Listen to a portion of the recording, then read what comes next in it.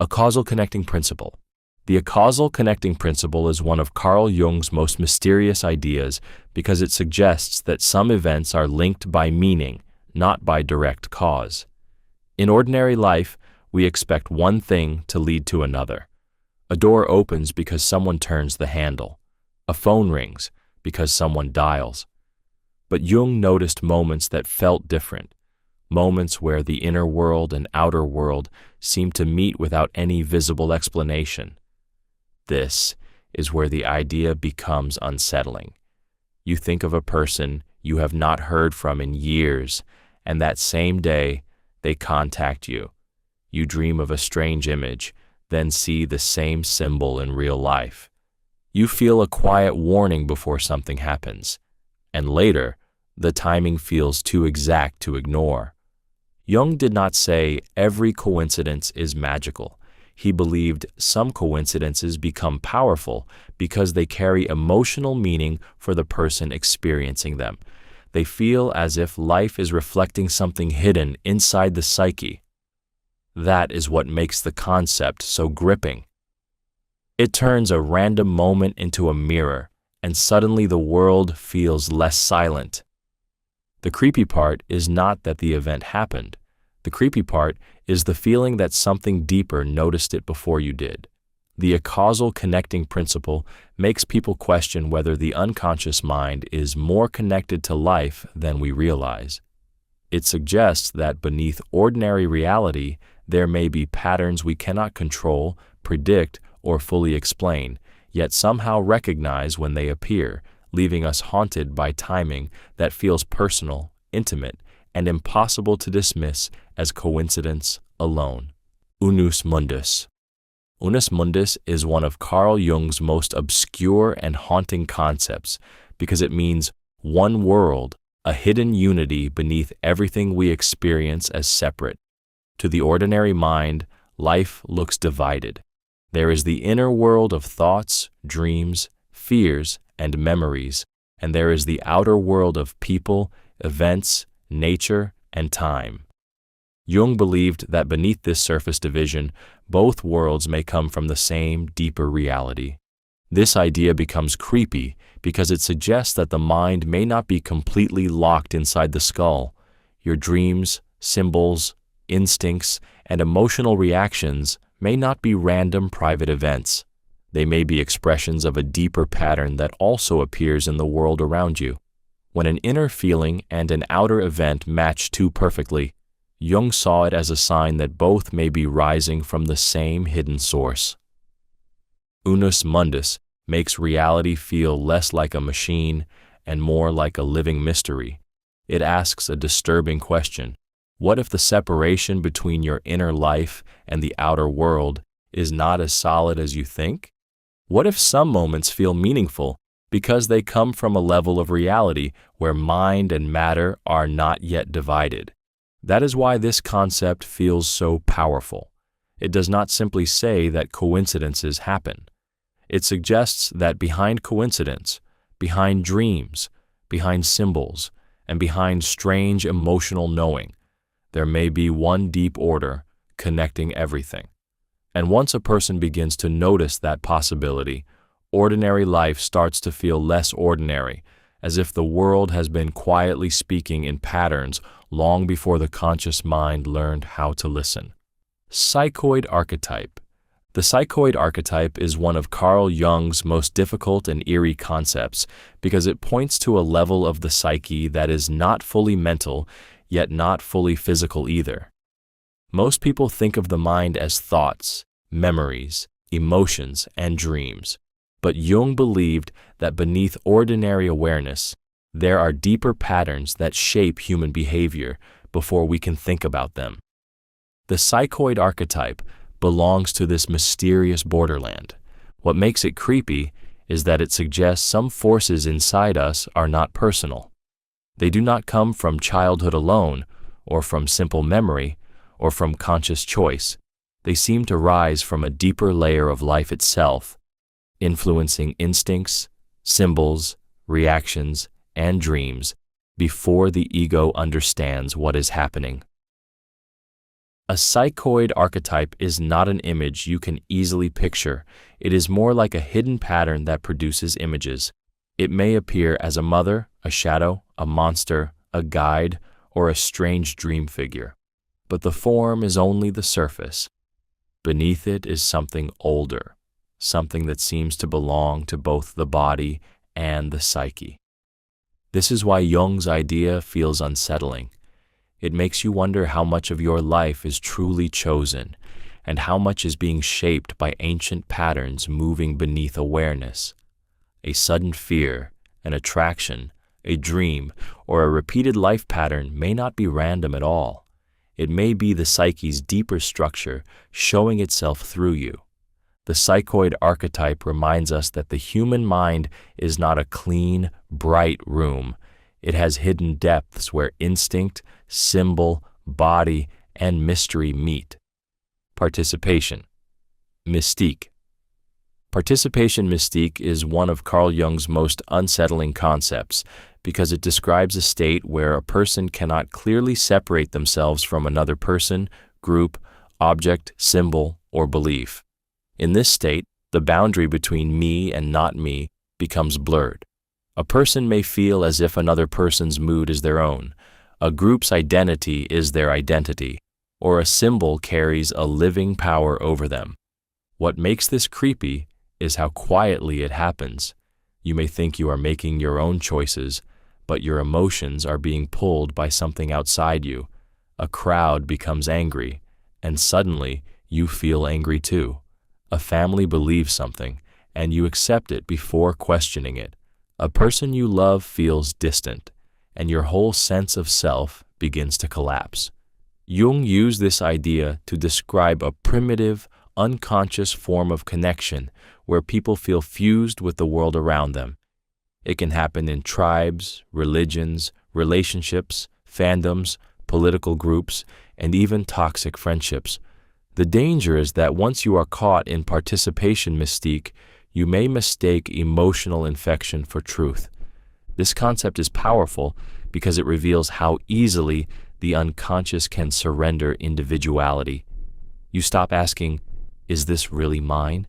and begin absorbing fear, desire, shame, loyalty, and belief from the people around you. It feels like belonging, but underneath, it can become possession. Participation mystique becomes haunting when you realize that some of your strongest opinions, deepest fears, and most painful attachments may not have started inside you at all. They may have entered quietly through connection, imitation, dependence, and unconscious emotional fusion. Enantiodromia. Enantiodromia is one of Carl Jung's most disturbing concepts because it describes the moment when something turns into its opposite after being pushed too far. A person who tries too hard to appear kind may suddenly become cruel. Someone who forces themselves to stay calm may explode with rage. A life built on control may collapse into chaos. Jung believed the psyche naturally seeks balance, and when one side of the personality is denied for too long, the opposite side begins to rise from the unconscious. What makes this idea creepy is that the change often feels sudden, but it has usually been growing in secret. The person does not wake up one day as someone new. The hidden opposite has been collecting power quietly behind politeness, discipline, shame, fear, and social performance. The more the conscious mind says, "I am not like that," the more the rejected part waits in the dark. Enantiodromia explains why extreme goodness can hide resentment, why extreme confidence can mask insecurity, and why extreme obedience can eventually become rebellion. The psyche does not tolerate one-sidedness forever. If a person refuses to face their shadow, life may force the shadow to speak through moods, mistakes, breakdowns, obsessions, or shocking behavior. This concept feels haunting because it means your opposite is not outside you. It is already within you, waiting for balance. The person who fears weakness may secretly be ruled by it. The person who worships purity may be haunted by forbidden desires. Enantiodromia reminds us that whatever we deny too violently may return with greater force, not as a lesson we calmly choose, but as a hidden correction the unconscious demands. Transcendent function. The transcendent function is one of Carl Jung's most powerful and mysterious concepts because it describes the strange inner bridge that forms when two opposing parts of the psyche are forced to face each other. It is not a normal decision-making process. It is what happens when the conscious mind wants one thing, the unconscious pulls in another direction, and the person can no longer escape the tension between them. This becomes creepy because the psyche does not always heal by giving you comfort. Sometimes it traps you between opposites until something new is born. You may want control, but your dreams show chaos. You may want to forgive, but your body still carries anger. You may want to move on, but some hidden part keeps dragging you back to what hurt you. The transcendent function begins in that uncomfortable place where the old version of you no longer works, but the new one has not appeared yet. Jung believed that if a person stays with this inner conflict instead of running from it, the psyche may create a third possibility. Not denial, not surrender, not choosing one side and destroying the other.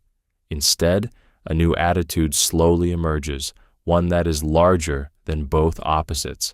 That is why this concept feels haunting.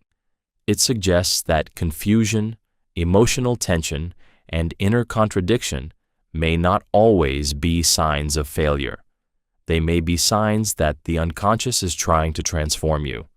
The transcendent function turns inner conflict into a doorway, but the disturbing part is that you must stand long enough in the discomfort to hear what the hidden self is trying to create. Active imagination. Active imagination is one of Carl Jung's most unsettling techniques because it asks a person to step directly into the hidden images of the unconscious instead of pushing them away. It is not simple daydreaming, fantasy, or pretending. It is a deliberate conversation with the inner world, where dreams, symbols, figures, fears, and emotions are allowed to move and speak as if they have a life of their own.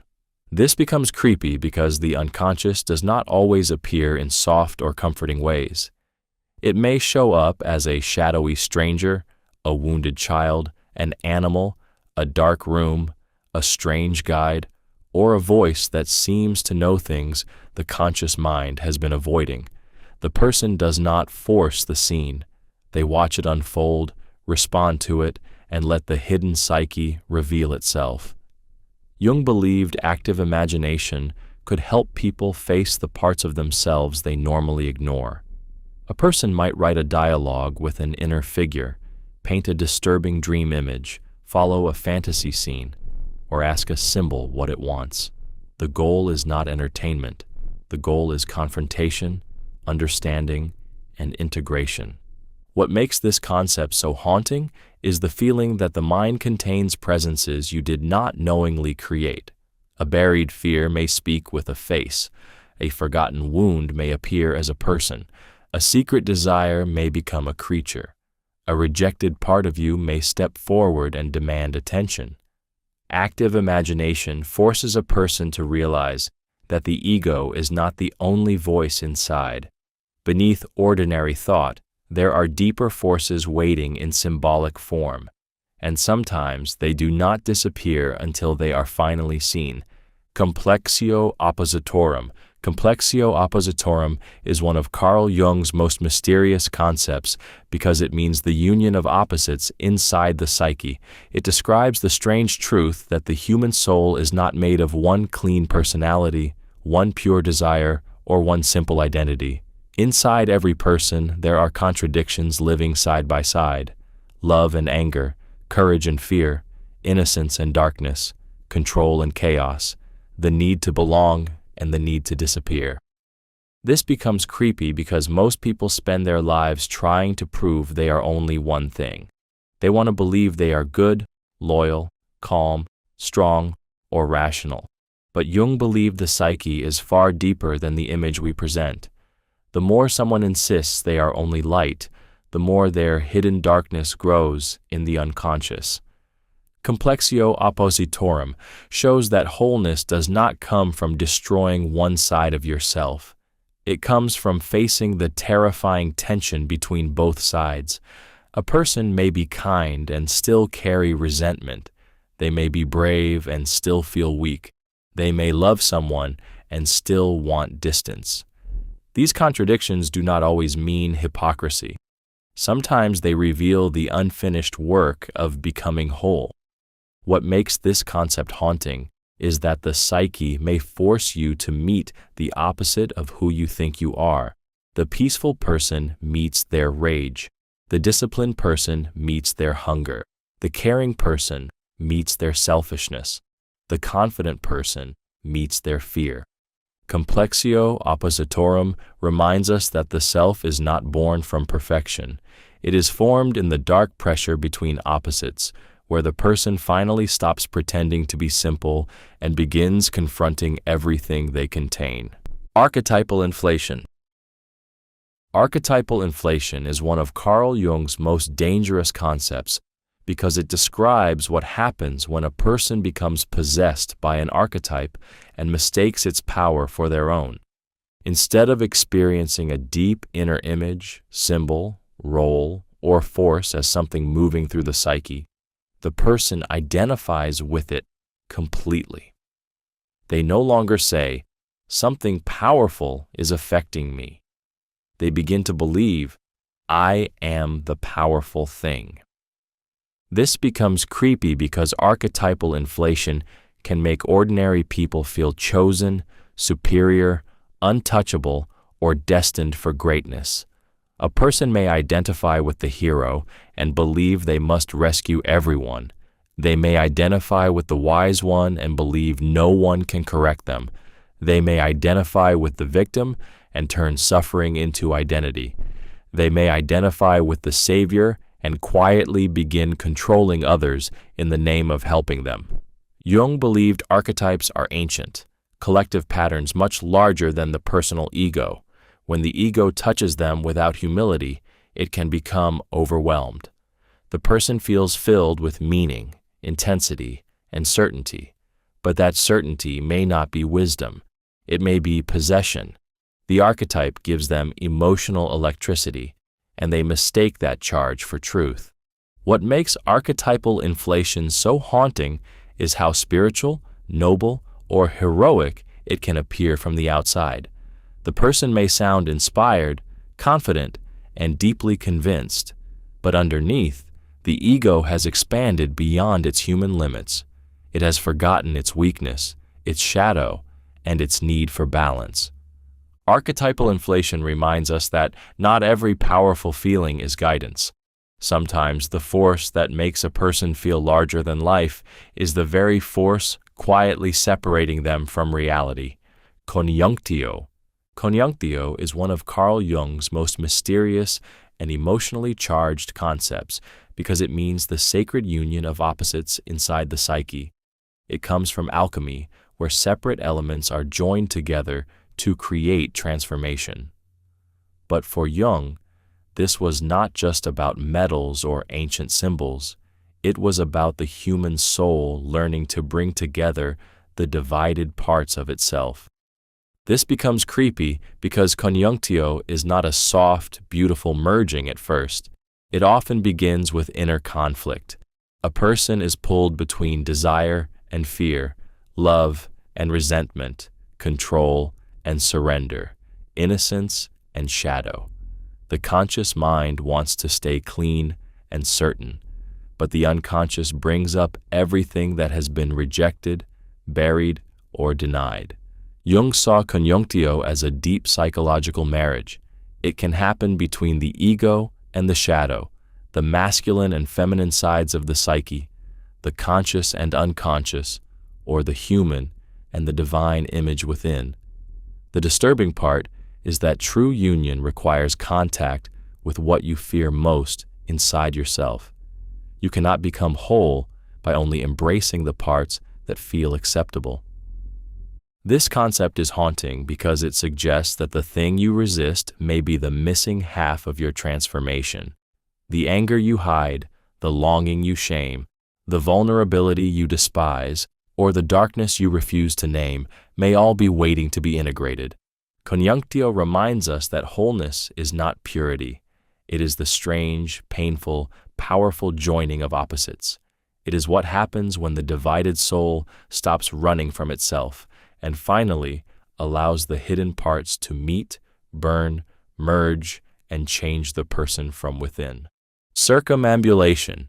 Circumambulation is one of Carl Jung's most strange and hypnotic concepts because it describes the way the psyche circles around a deep inner truth before it is ready to face it directly. The word suggests moving around a center, returning again and again to the same image, problem, dream, fear, memory, or desire. To Jung, this circling was not meaningless repetition. It was the unconscious slowly guiding the person towards something important.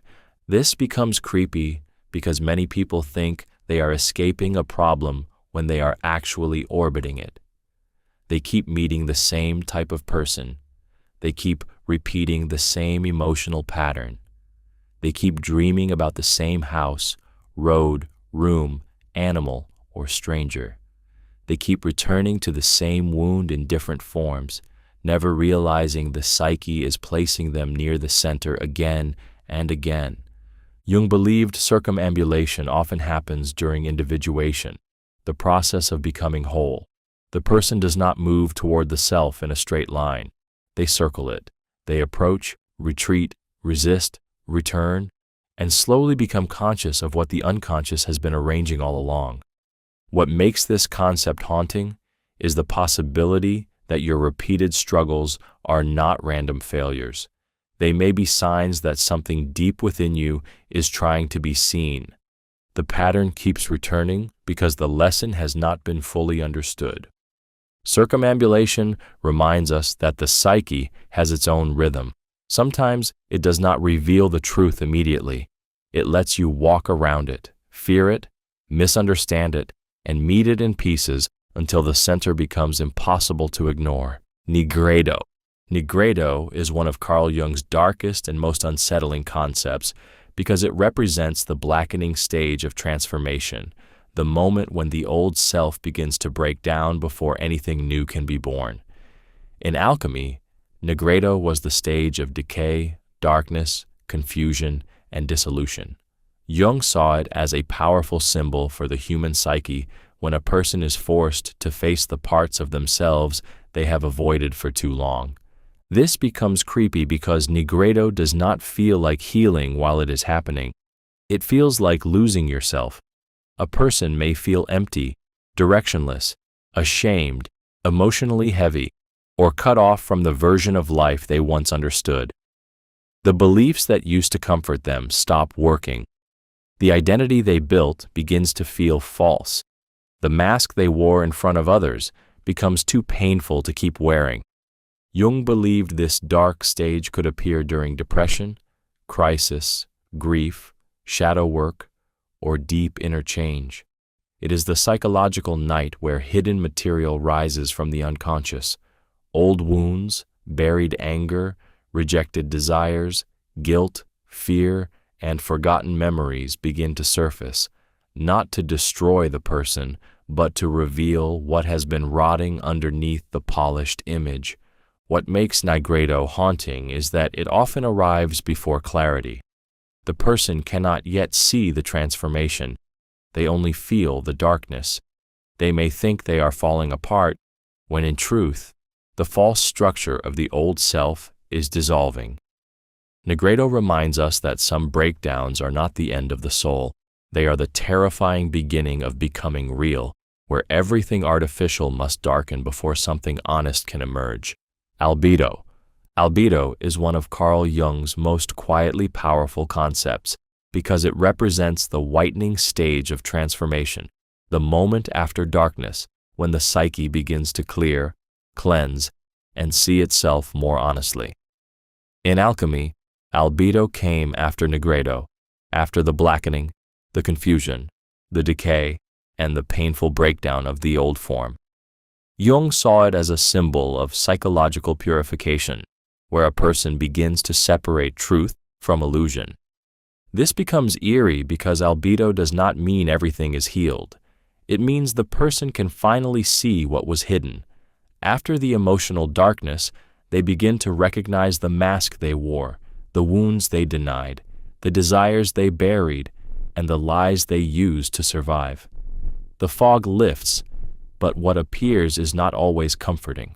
Sometimes clarity hurts more than confusion because it removes the excuses.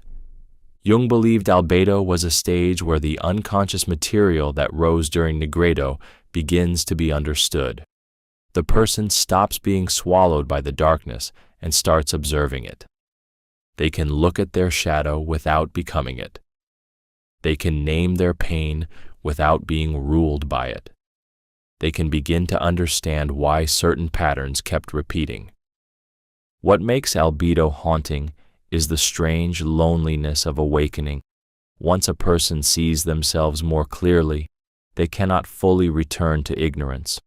Old attachments feel different. Old habits feel exposed. Old versions of the self begin to lose their power. Albedo reminds us that transformation is not only fire and destruction. Sometimes it is the cold, pale light after the storm, where the soul stands exposed, washed, and trembling, finally able to see what it has become and what it can no longer pretend to be. Rubedo. Rubedo is one of Carl Jung's most intense and mysterious concepts because it represents the reddening stage of transformation, the moment when the soul no longer only understands change, but begins to live it. In alchemy, Rubedo was the final stage, the arrival of completion after darkness, purification, and inner struggle. Jung saw it as a symbol of psychological integration, where the divided parts of the person begin to come together into a more whole and alive self. This becomes haunting because Rubedo is not the same as simply feeling better. It is the stage where everything you faced in the darkness starts demanding a new life from you. The shadow you confronted, the wounds you named, the truths you could no longer ignore, and the illusions you lost now begin to change your behavior, your choices, your relationships, and your identity. Jung believed Rubedo represented the warming of the soul after the cold clarity of albedo. It is not just insight, it is embodiment.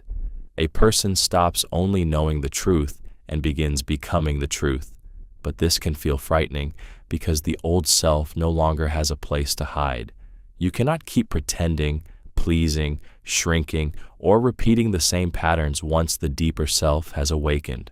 What makes Rubedo creepy is that it feels like a resurrection, but not of the person you used to be. Something new rises from the remains of what broke, burned, and dissolved.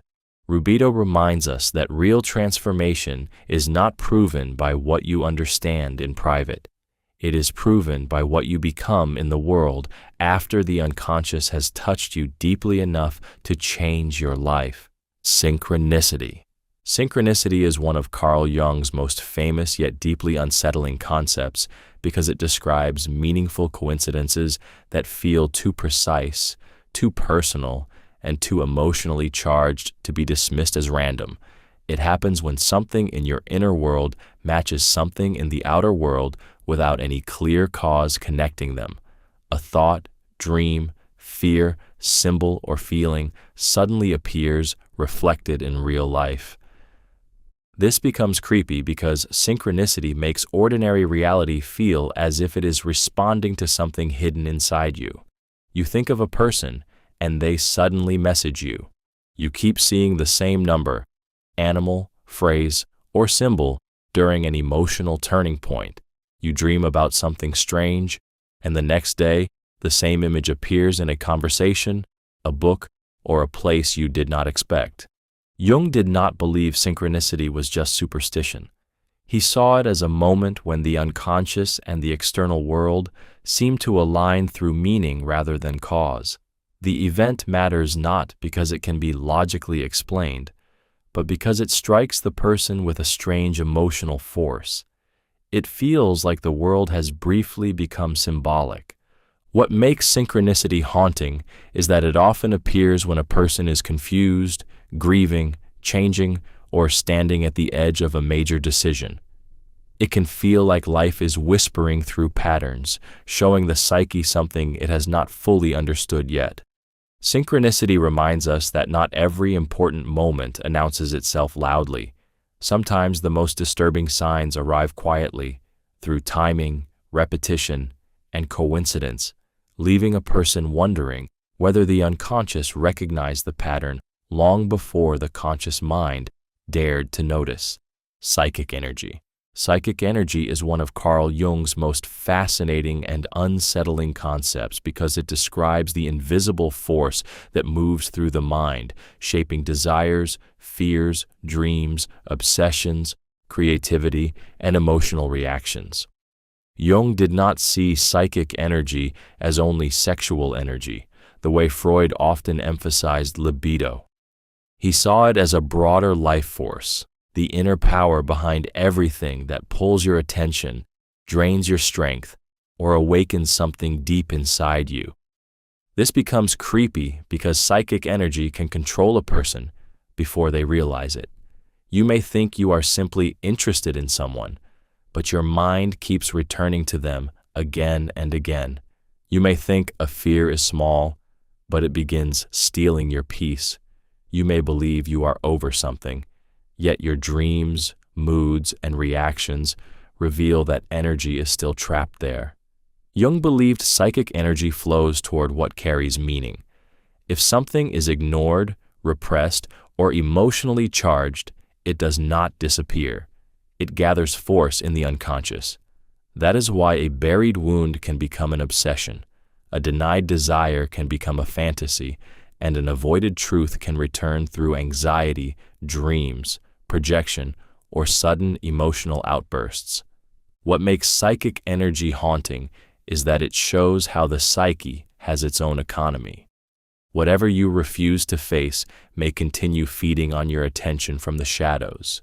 Whatever you worship too much may begin controlling your identity. Psychic energy reminds us that the mind is never truly empty. Something is always moving beneath the surface, pulling, charging, collecting, and redirecting itself until the person finally notices where their soul has been spending its hidden power. Libido as general life energy. Libido as general life energy is one of Carl Jung's most misunderstood concepts because he did not limit libido to sexual desire alone. For Jung, libido was the broader psychic force that fuels life itself. It is the energy behind ambition, love, creativity, hunger for meaning, spiritual longing, emotional attachment, curiosity, obsession, and the deep urge to become more than what you are. This becomes creepy because libido does not always move where the conscious mind wants it to go. A person may say they are finished with someone, yet their energy still circles that person in memory, fantasy, anger, or longing. They may claim they no longer care about a dream, yet something inside them feels dead without it. They may try to live calmly, but their hidden energy keeps breaking through as restlessness, envy, anxiety, or strange attraction. Jung believed libido flows toward what carries psychological importance. When life energy is blocked, denied, or forced into a false direction, the psyche begins to react. Dreams become louder, moods become heavier, small frustrations become charged with meaning. The person may feel tired, not because they lack strength, but because too much of their energy is trapped in places they refuse to examine. What makes this concept haunting is that libido reveals where the soul is secretly invested. You may not consciously choose what grips you. Sometimes your energy exposes your truth before your mouth can admit it. Libido as general life energy reminds us that desire is not only physical, it is the pulse of the psyche itself, moving beneath thought, searching for meaning, and showing through obsession, passion, fear, and longing where life still wants to happen. Collective unconscious. The collective unconscious is one of Carl Jung's most powerful and disturbing concepts because it suggests that beneath your personal memories, private fears, and individual experiences, there is a deeper layer of the psyche that does not belong only to you. It is not made from what happened in your childhood alone. It is made from ancient human patterns, inherited images, instincts, symbols, and emotional structures that have existed across cultures, myths, dreams, and generations. This becomes creepy because it means the mind may carry old material that you never personally learned. A child can dream of monsters, heroes, mothers, caves, floods, death, rebirth, and strange symbolic figures before anyone explains those ideas deeply. People from different parts of the world create similar myths, worship similar symbols, fear similar darkness, and imagine similar gods, demons, guides, and transformations. Jung believed these repeating patterns come from the collective unconscious. It is the hidden foundation beneath the personal mind, the place where archetypes live before they take shape in dreams, stories, religions, fantasies, and emotional reactions. You may think a symbol appears in your dream by accident, but Jung would ask why that same symbol has haunted human beings for centuries. What makes the collective unconscious so haunting is that it makes the self feel less separate. Your mind is not only your own small island, it is connected to something older, wider, and deeper than personal identity. The collective unconscious reminds us that some fears, desires, images, and instincts may rise from humanity's ancient inner history. Beneath your everyday thoughts, there may be a timeless psychic inheritance still speaking through dreams, myths, symbols, and the strange feelings you cannot explain. Personal unconscious. The personal unconscious is one of Carl Jung's most intimate and unsettling concepts because it contains the hidden material that belongs specifically to your own life. It is made of forgotten memories, buried emotions, painful experiences, rejected desires, secret fears, and thoughts that once entered the mind but were pushed below awareness. Unlike the collective unconscious, which holds ancient patterns shared by humanity, the personal unconscious is filled with the unfinished business of your own story. This becomes creepy because what you forget does not always forget you. A person may believe they have moved on from an insult, heartbreak, shame, betrayal, or childhood wound, but the unconscious keeps the emotional imprint alive. It may return through sudden moods, strange dreams, irrational fears, repeated relationship patterns, or reactions that feel stronger than the present moment deserves. Jung believed the personal unconscious is where complexes often form. These are emotionally charged clusters of memory and feeling that can quietly influence behavior. You may avoid certain people without knowing why. You may feel threatened by harmless criticism. You may sabotage good things because an old wound still expects disappointment. The conscious mind says, this is not a big deal, but the personal unconscious remembers the deeper pain attached to it. What makes this concept haunting is that a person can be controlled by parts of themselves they no longer consciously recognize. The past does not need to be visible to remain powerful.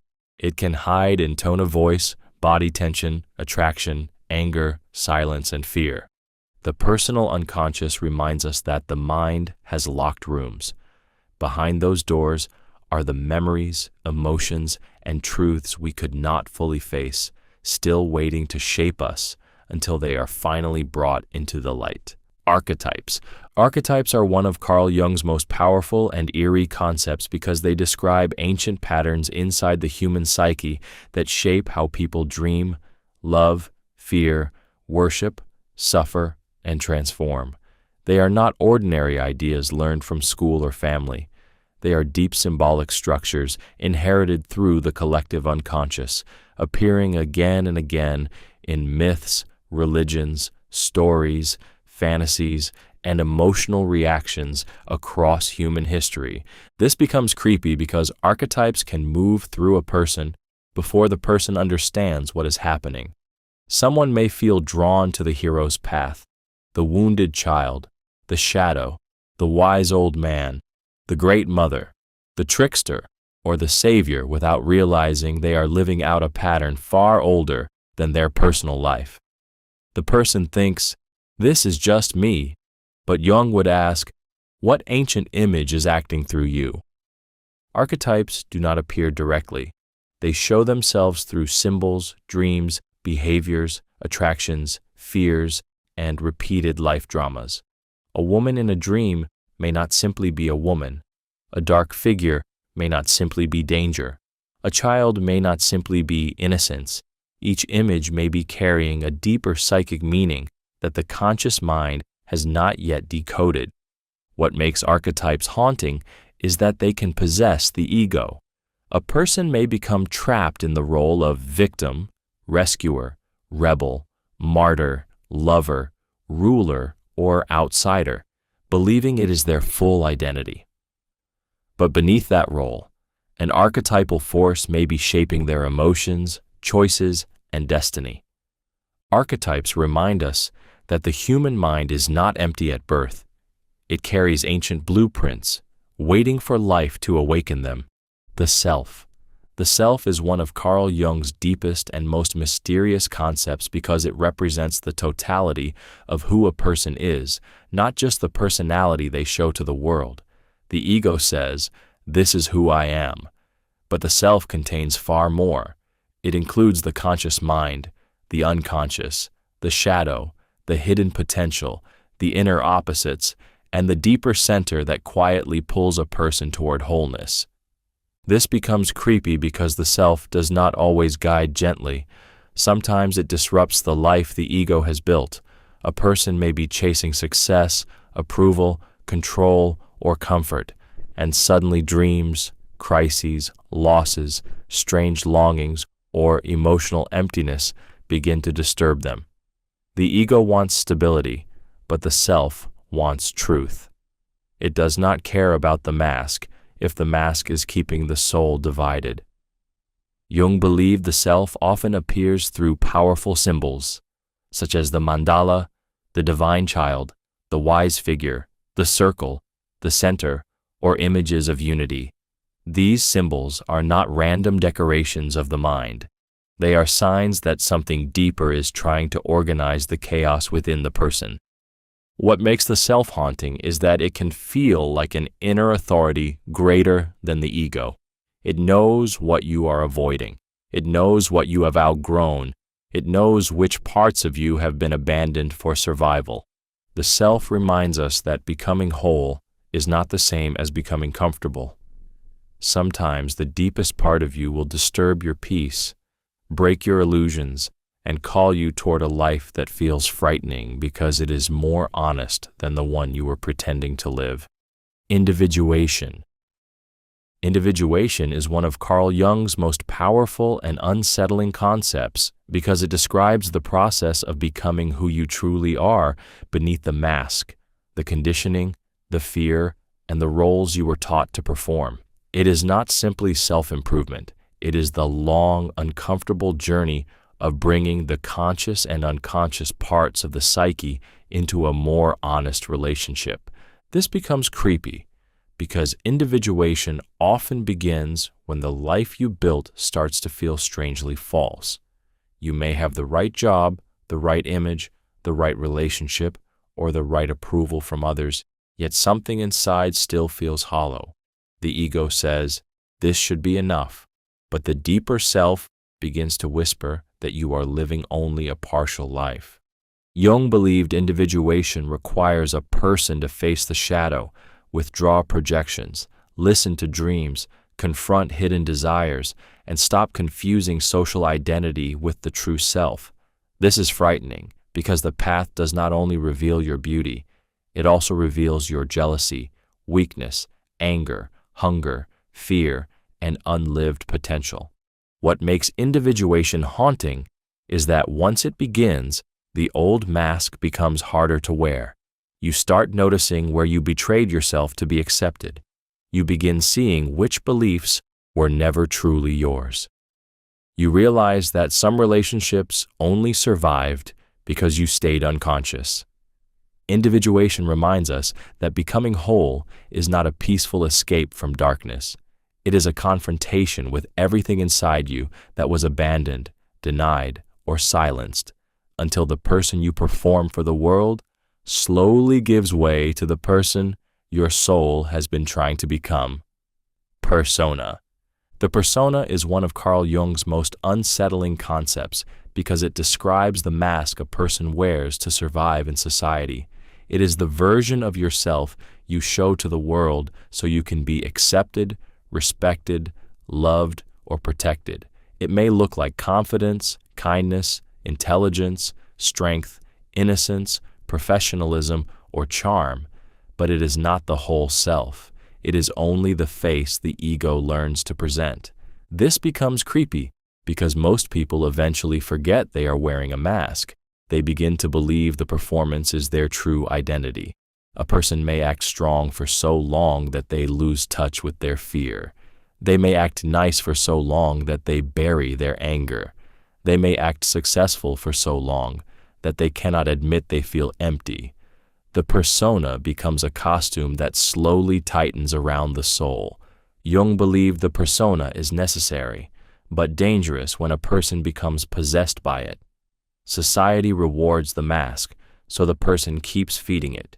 They polish the image, protect the reputation, and silence anything inside that threatens the role. But whatever is rejected does not disappear. It sinks into the shadow and waits. What makes the persona haunting is that it can make a person loved for someone they are not. They may be praised, admired, and trusted, while their real self feels unseen beneath the performance. The world claps for the mask, but the hidden psyche begins to suffer.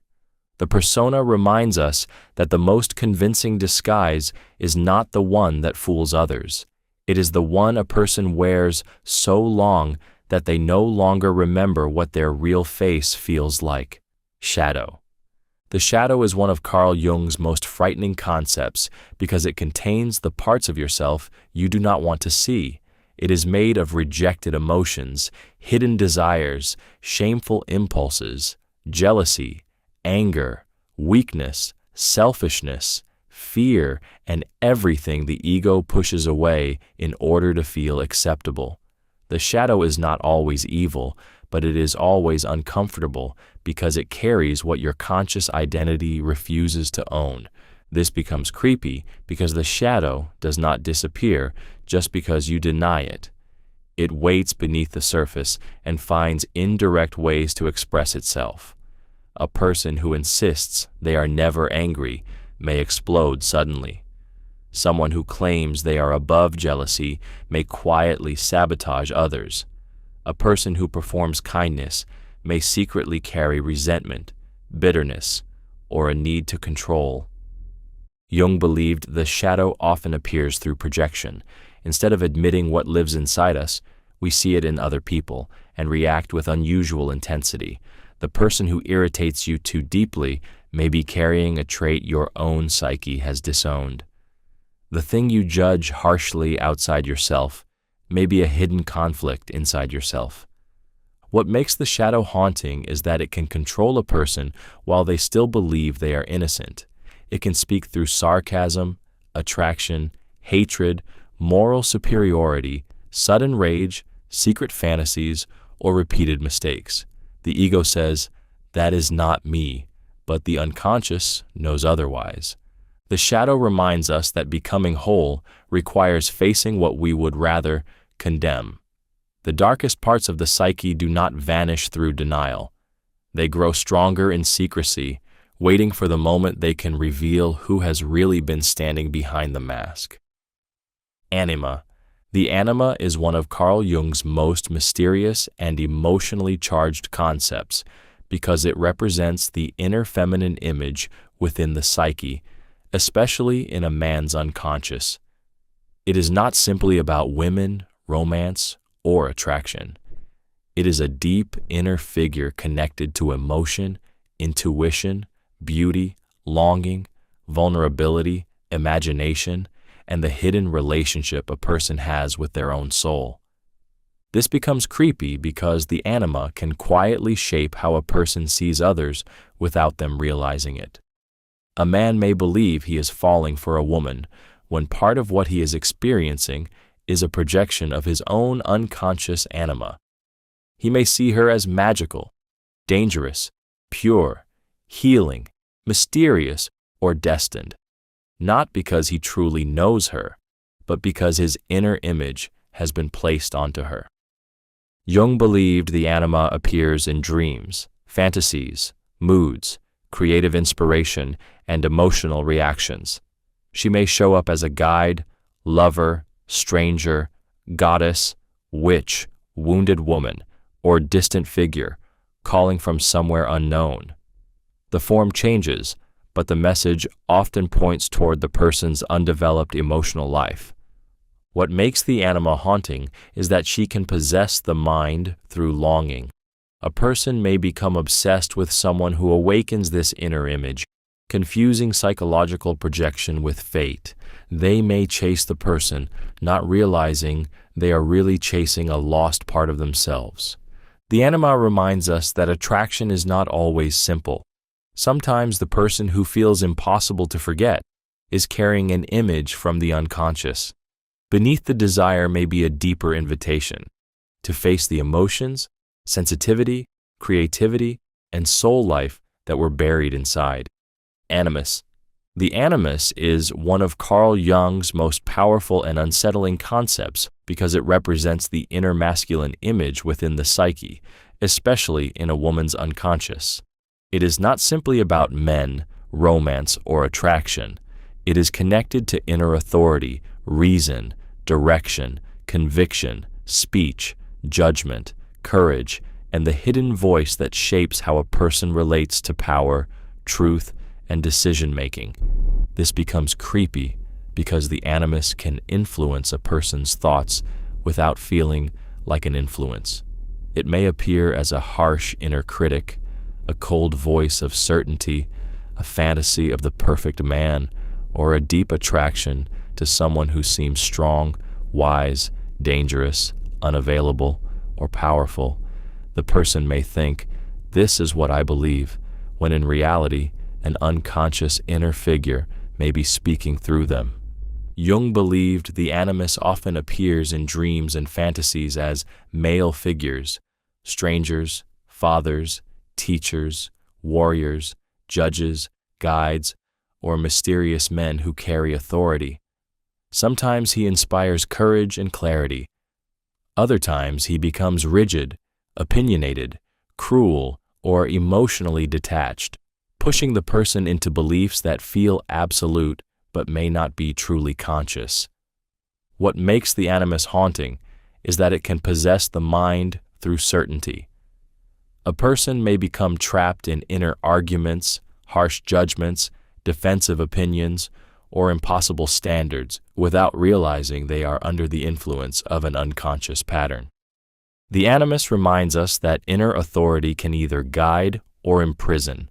When unconscious, it can turn into a voice that controls from the shadows.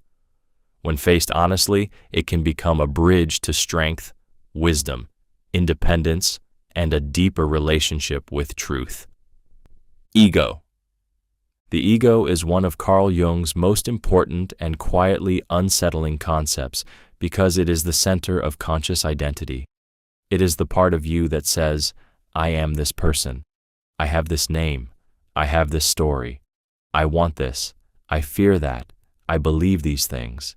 The ego helps you function in daily life, make choices, remember your past, and feel like a stable individual moving through the world. This becomes creepy because the ego often believes it is the whole self, when Jung believed it is only a small island in a much larger psychic ocean. Beneath the ego are instincts, dreams, complexes, archetypes, shadows, memories, and forces that influence behavior before consciousness understands them. The ego says, I am in control, but the unconscious may already be shaping the direction. Jung did not see the ego as bad. Without it, a person would have no stable center. But when the ego becomes too proud, too rigid, or too identified with the persona, it begins to resist the deeper truth of the psyche. It denies the shadow, ignores dreams, rejects weakness, and tries to silence anything that threatens its image of control. What makes the ego haunting is how fragile it really is. A crisis, betrayal, dream, obsession, loss, or emotional breakdown can reveal that the identity a person trusted was never as solid as it seemed. The ego can be shaken by forces it cannot command.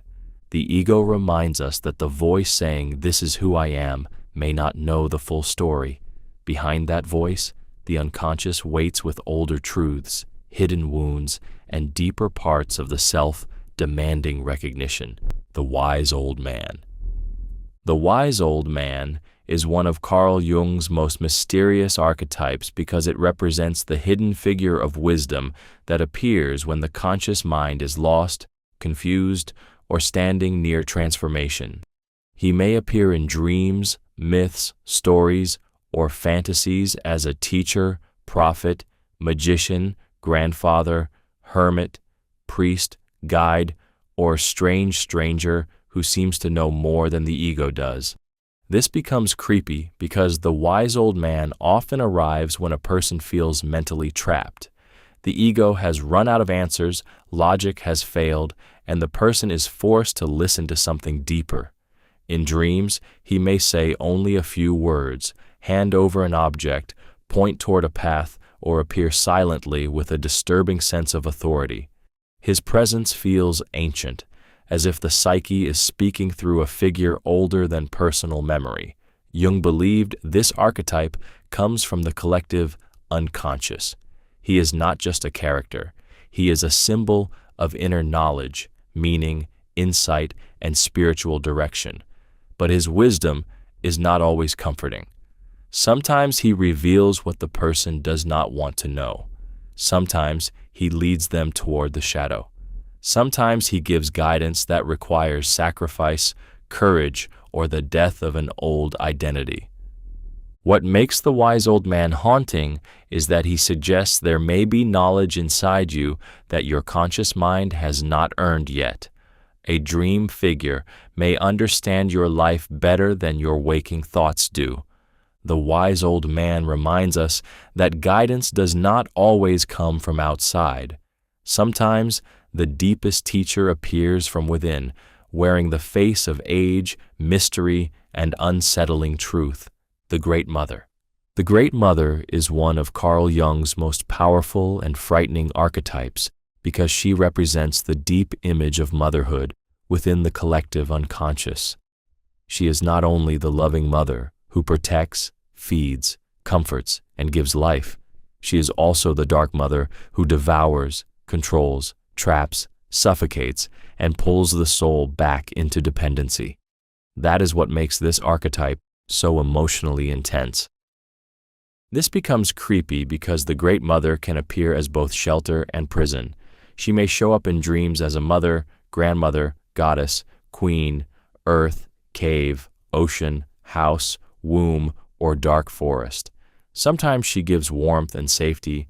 Other times she becomes overwhelming, possessive, or terrifying, as if the same force that gave life can also swallow individuality. Jung believed the Great Mother represents the ancient human experience of being born from something larger than the ego.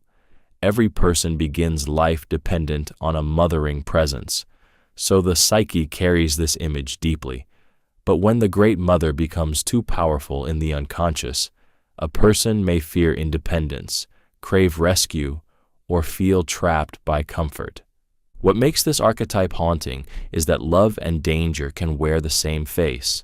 A person may stay in a relationship, family pattern, belief system, or emotional dependency because it feels safe, even while it slowly weakens their growth. The arms that comfort can also become the arms that hold too tightly. The Great Mother reminds us that Not every form of care leads to freedom. Some comfort nourishes the soul, while other comfort quietly keeps the person small, dependent, afraid, and unable to leave the psychological womb. The Divine Child. The Divine Child is one of Carl Jung's most mysterious and emotionally powerful archetypes because it represents the fragile but miraculous beginning of new life inside the psyche. It is not simply about an actual child. It is the symbol of hidden potential, innocence, renewal, future possibility, and the part of the soul that appears small, vulnerable, and easily destroyed, yet carries a strange power to transform everything. This becomes creepy because the Divine Child often appears when a person feels broken, lost, or trapped in darkness. Just when the old self feels finished, a tiny new image may rise from the unconscious. A baby, a glowing child, a small hero, a sacred infant, or a helpless figure that somehow feels more important than it looks. The conscious mind may dismiss it, but the psyche treats it as a sign that something new is trying to be born. Jung believed this archetype appears in myths and dreams because transformation often begins in weakness. The future self does not arrive fully grown. It arrives as something delicate, easily ignored, and deeply threatened by fear, cynicism, shame, and old patterns. What makes the Divine Child haunting is that it can reveal the life you have not yet lived. A forgotten dream, a buried gift, a softer self, or a new calling may appear first as something small inside you, asking to be protected. The Divine Child reminds us that the most powerful part of transformation may not look powerful at all. Sometimes the future enters quietly in the form of something innocent, trembling, and unfinished, carrying the terrifying possibility that your old life is no longer enough. The Trickster. The Trickster is one of Carl Jung's most disturbing archetypes because it represents the chaotic, foolish, clever, destructive, and strangely creative force inside the psyche. The Trickster appears in myths, dreams, stories, and human behavior as the liar, clown, thief, shapeshifter, rebel, prankster, fool, or troublemaker who breaks rules and exposes what everyone is trying to hide. This becomes creepy because the Trickster does not always arrive as an enemy.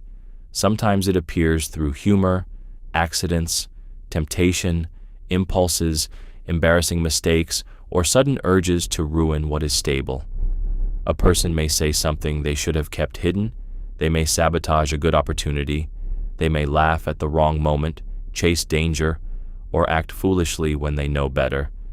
It feels random, but Jung would see the unconscious making itself known through disruption. The Trickster exposes the parts of human nature that are immature, instinctive, greedy, playful, shameless, and unpredictable. It tears holes in the persona. It mocks false seriousness. It humiliates the ego when it becomes too proud. But it can also bring transformation because what breaks the pattern can sometimes free the soul from a dead identity. What makes the Trickster haunting is that it lives inside everyone. The same force that makes a person funny, spontaneous, and creative can also make them reckless, deceptive, or self-destructive. It can reveal truth through chaos before the conscious mind is ready. The Trickster reminds us that the psyche is not always polite, noble, or controlled. Sometimes the unconscious enters through the back door, laughing, breaking things, and exposing the hidden disorder beneath the mask. The Hero.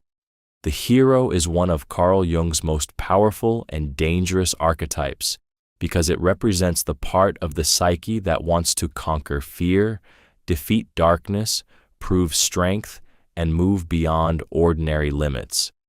In myths, dreams, and stories, the hero fights monsters, leaves home, enters the unknown, survives trials, and returns changed.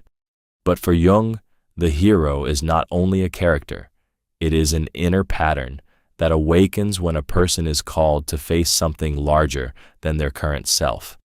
This becomes creepy because the hero often appears when life forces a person into a battle they did not choose. A crisis, betrayal, loss, humiliation, illness, failure, or inner emptiness can become the monster at the gate. The ego wants comfort, but the hero archetype pushes the person toward confrontation. It says, "You cannot remain who you were and survive this." Jung believed the hero is necessary for growth because it helps the ego separate from dependence, fear, and unconscious control. But the hero can also become dangerous when a person identifies with it too strongly. They may start believing they must always be strong, always win, always rescue others, or always fight alone. What makes the hero haunting is that every victory demands a sacrifice. The person may defeat one fear, only to discover a deeper shadow waiting behind it. The dragon outside may lead to the darkness inside. The hero reminds us that courage is not always glorious. Sometimes it is terrifying, lonely, and painful. It is the part of the psyche that walks into the unknown, not because it is fearless, but because the old life has become too small to return to. The core. The core is one of Carl Jung's most mysterious archetypes because it represents the maiden, the untouched feminine, the hidden daughter, and the young soul standing at the edge of transformation. She is not only a symbol of youth or beauty, she carries the image of innocence, secrecy, possibility, vulnerability, and the part of the psyche that has not yet fully entered the world. This becomes creepy because the core often appears as something delicate but strangely powerful. In dreams and myths, she may show up as a young girl, a princess, a mysterious daughter, a captive maiden, a flower-bearing figure, or someone being pulled between safety and the unknown. She may look innocent, but her presence often signals that a deeper transformation is beginning. Jung connected the core with the feminine soul image and with mythic figures like Persephone, who moves between the world of light and the underworld. That is what makes the archetype haunting. The core is not only the girl in springtime, she is also the one who descends into darkness, is changed by what she encounters, and returns carrying knowledge that innocence alone could never hold. The core reveals the part of the psyche that is still becoming. It may represent a hidden emotional life, a creative gift, a vulnerable truth, or a new identity not yet strong enough to face the world openly. The core reminds us that innocence is not always safe. Sometimes the untouched part of the soul must enter the underworld of experience, loss, fear, and awakening before it can return with a deeper, more dangerous kind of wisdom. The senex.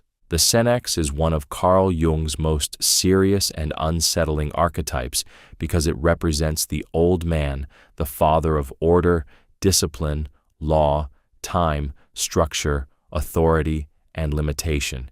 He is the part of the psyche that values rules, responsibility, patience, tradition, and control. At his best, the senex gives wisdom, maturity, endurance, and the ability to build a life that does not collapse under pressure. This becomes creepy because the senex can also become cold, rigid, lifeless, and emotionally suffocating. When this archetype takes over, a person may become trapped in duty, fear, routine, bitterness, and judgment. They may mistake emotional numbness for strength. They may confuse control with wisdom. They may believe that softness, play, desire, and freedom are childish weaknesses that must be buried. Jung saw the senex as a necessary force, but a dangerous one when it becomes one-sided. Without it, life becomes chaotic. But with too much of it, the soul begins to dry out. A person may become old inside long before their body ages, living by rules that protect them from pain but also keep them from feeling alive. What makes the senex haunting is that he often wears the face of respectability. He sounds responsible. He looks disciplined. He appears wise. But underneath, he may be afraid of change, intimacy, vulnerability, and the unpredictable movement of life. The Senex reminds us that not every form of maturity is true wisdom. Sometimes what looks like strength is the psyche hardening itself against life, turning the person into a prison guard of their own heart. The puer aeternus. The puer aeternus is one of Carl Jung's most fascinating and dangerous archetypes because it means the eternal youth, the part of the psyche that refuses to fully grow up, settle down, accept limits, or become trapped by ordinary life. It carries charm, imagination, freedom, beauty, possibility, and the feeling that life should always remain open, magical, and unfinished. This becomes creepy because the puer often looks inspiring on the surface. A person under its influence may seem creative, dreamy, adventurous, romantic, and full of potential. They may talk about big plans, spiritual freedom, rare destiny, and a life beyond boring rules. But underneath that brightness, there may be a deep fear of responsibility, commitment, aging, discipline, and emotional reality. Jung believed the puer aeternus is connected to the childlike spirit that wants flight instead of grounding. This person may avoid ordinary work, stable relationships, difficult conversations, and long-term effort because anything that demands patience feels like death to the soul. They want the feeling of possibility more than the burden of actual becoming. What makes the puer haunting is that it can keep a person young in the most painful way. Not young with wonder, but young with avoidance. They may keep waiting for the perfect moment, perfect love, perfect calling, or a perfect version of themselves before they begin to truly live. The puer aeternus reminds us that endless freedom can become its own prison. A person may spend years floating above life, protecting their dreams from reality, not realizing that the dream they refuse to discipline slowly becomes the life they never actually lived. The devouring mother. The devouring mother is one of Carl Jung's most frightening archetypes because it represents the dark side of care, the kind of love that does not free the soul, but slowly consumes it. She is not simply a cruel mother.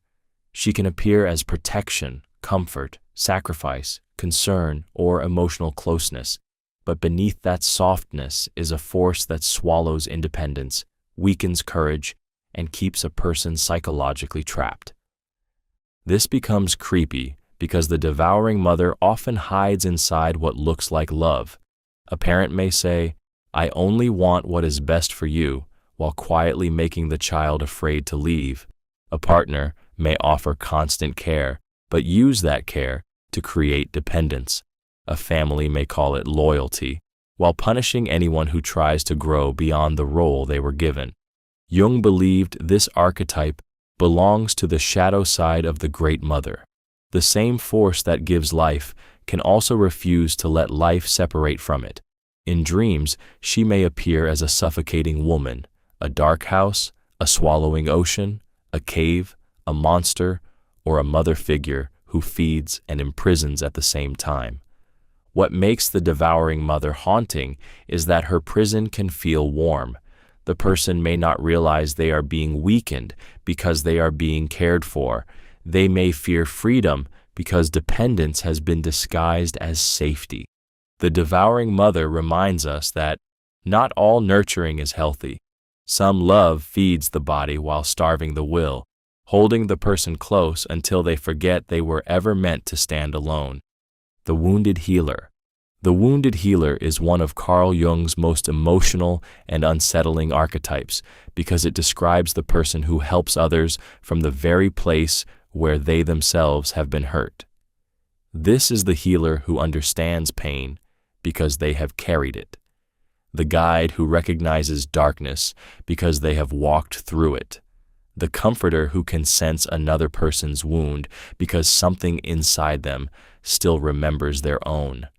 This becomes creepy because the wound does not simply disappear when a person becomes helpful, wise, or strong. Sometimes the very pain they try to heal in others is still alive inside them. A person may become the listener for everyone because they were never listened to. They may rescue others because they once felt abandoned. They may comfort broken people because they are secretly trying to comfort the abandoned part of themselves. Jung believed this archetype was deeply connected to transformation.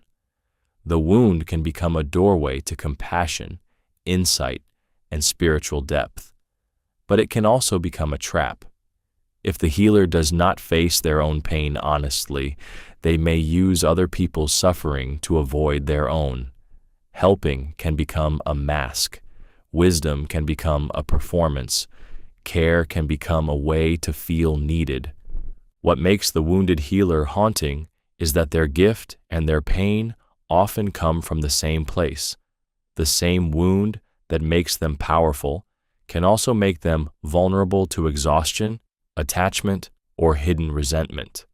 The wounded healer reminds us that some people do not heal others because they are untouched by pain. They heal because pain marked them deeply, and something in them learned how to recognize the same wound in another soul. The mana personality. The mana personality is one of Carl Jung's most dangerous and unsettling concepts because it describes what happens when a person becomes identified with spiritual power, wisdom, authority, or special insight after touching the unconscious. They may believe they are no longer ordinary. They may feel chosen, gifted, enlightened, or secretly above others because they have experienced something intense within the psyche. This becomes creepy because the mana personality often hides behind growth, healing, intelligence, or spirituality. A person may speak as if they understand everyone. They may act as if their intuition is always right. They may believe their suffering made them superior, their dreams made them special, or their insight gave them permission to guide, judge, or control others. Jung believed this can happen after someone encounters powerful archetypal material. Instead of staying humble before the unconscious, the ego becomes inflated by it. The person mistakes contact with deep psychic forces for personal greatness. They do not realize the power is not truly theirs. It belongs to the archetype moving through them. What makes the mana personality haunting is how convincing it can look. The person may appear calm, wise, magnetic, spiritual, or deeply confident. Others may even admire them. But beneath the surface, the ego may be quietly possessed by the belief that it has become more than human. The mana personality reminds us that inner power can corrupt as easily as outer power. Sometimes the most dangerous ego is not the loud, arrogant one, but the one dressed in wisdom, speaking softly, believing it has transcended weakness while secretly becoming blinded by its own unconscious inflation. The inner child. The inner child is one of Carl Jung's most emotional and unsettling concepts because it represents the younger part of the psyche that still carries innocence, wonder, fear, need, shame, and old emotional memories. It is not simply a memory of childhood. It is the living trace of the child you once were, still reacting inside the adult body, still reaching for safety, love, attention, freedom, and belonging. This becomes creepy because the inner child can influence a person without them realizing it. An adult may think they are reacting to the present moment when a much younger part of them is actually responding to an old wound. A small rejection may feel unbearable. A cold tone may feel like abandonment. A harmless mistake may awaken deep shame. The situation looks ordinary, but inside, the child is terrified again. Jung believed the child archetype carries both vulnerability and renewal. It can represent what was hurt, neglected, silenced, or forced to grow up too quickly. But it can also carry the hidden life that survived beneath pain, creativity, play, trust, imagination, and the ability to begin again. What makes the inner child haunting is that it often asks for what the adult is too proud to admit they still need: comfort, protection, gentleness, permission to feel, permission to want, permission to exist without performing. The inner child reminds us that growing older does not erase the emotional past. Somewhere inside, the younger self may still be waiting at the door of memory, hoping the adult will finally turn around, listen, and give them the safety they once needed but never received. The syzygy. The syzygy is one of Carl Jung's most mysterious and haunting concepts because it represents the paired opposites within the psyche, especially the deep union of masculine and feminine forces. It is the inner pairing of anima and animus, light and dark, conscious and unconscious, desire and restraint, soul and spirit. To Jung, the psyche is not whole when one side dominates. It becomes whole when opposing inner forces begin to recognize each other. This becomes creepy because the syzygy can quietly shape attraction, fantasy, obsession, and emotional longing. A person may believe they are simply drawn to someone, but the attraction may be carrying a deeper image from the unconscious. They may not only want the person, they may want the missing half of themselves that the person seems to awaken. This is why some connections feel strangely powerful, almost fated, even when they are confusing, painful, or impossible to explain. Jung believed the syzygy appears in dreams, myths, religion, and alchemy as divine couples, sacred marriages, twin figures, kings and queens, gods and goddesses, or mysterious pairs that belong together. These images point toward the psyche's desire for inner balance. But when unconscious, the syzygy can lead to projection. A person may place their hidden soul image onto another person and mistake inner incompleteness for love. What makes the syzygy haunting is that it reveals how much of desire is symbolic. The person you cannot forget may be carrying an image your unconscious is trying to return to you. The syzygy reminds us that some longing is not only about another person. Sometimes it is the soul searching for its lost opposite, trying to become whole through what it sees reflected outside itself. Projection. Projection is one of Carl Jung's most disturbing concepts because it describes the moment when a person sees something inside themselves as if it belongs to someone else. The mind takes an unwanted feeling, desire, fear, weakness, or hidden trait and places it onto another person. Instead of saying, "This exists in me," the psyche says, "It is out there, it is them." This becomes creepy because projection can make people feel absolutely certain about others while being completely blind to themselves. A person who refuses to face their own anger may accuse everyone else of being hostile. Someone who hides their jealousy may become obsessed with calling others jealous. A person with secret desires may condemn those same desires when they appear in someone else. The judgment feels righteous, but underneath it may be self-recognition in disguise. Jung believed projection is one of the main ways the unconscious reveals itself. What strongly fascinates, irritates, frightens, or attracts us in others may carry pieces of our own hidden psyche. The outer person becomes a screen where the unconscious plays its secret images. This is why some reactions feel too intense for the situation. The emotion is not only about them, it is about what they awaken inside you. What makes projection haunting is that it can control relationships without anyone noticing. People fall in love with projections, fight with projections, hate projections, and worship projections. They believe they are seeing the other person clearly when they may actually be staring at an unlived part of themselves. Projection reminds us that the people who disturb us most may sometimes be carrying messages from our own shadow, asking to be recognized. Withdrawal of projection. Withdrawal of projection is one of Carl Jung's most uncomfortable concepts because it describes the moment when a person stops blaming the outside world for something that actually belongs to their own unconscious. Projection allows people to place hidden feelings, fears, desires, and wounds onto others. Withdrawal of projection begins when the person slowly realizes what I am seeing in them may also be living in me. This becomes creepy because it can completely change the way a person sees their relationships. Someone they hated may have carried a rejected part of their own shadow. Someone they idealized may have carried their own unlived beauty, courage, or power. Someone they feared may have awakened an old wound. The person they thought was the whole problem may have been a mirror. Jung believed withdrawal of projection is essential for becoming conscious. It does not mean the other person did nothing wrong. It means your emotional reaction may contain more than the facts of the situation.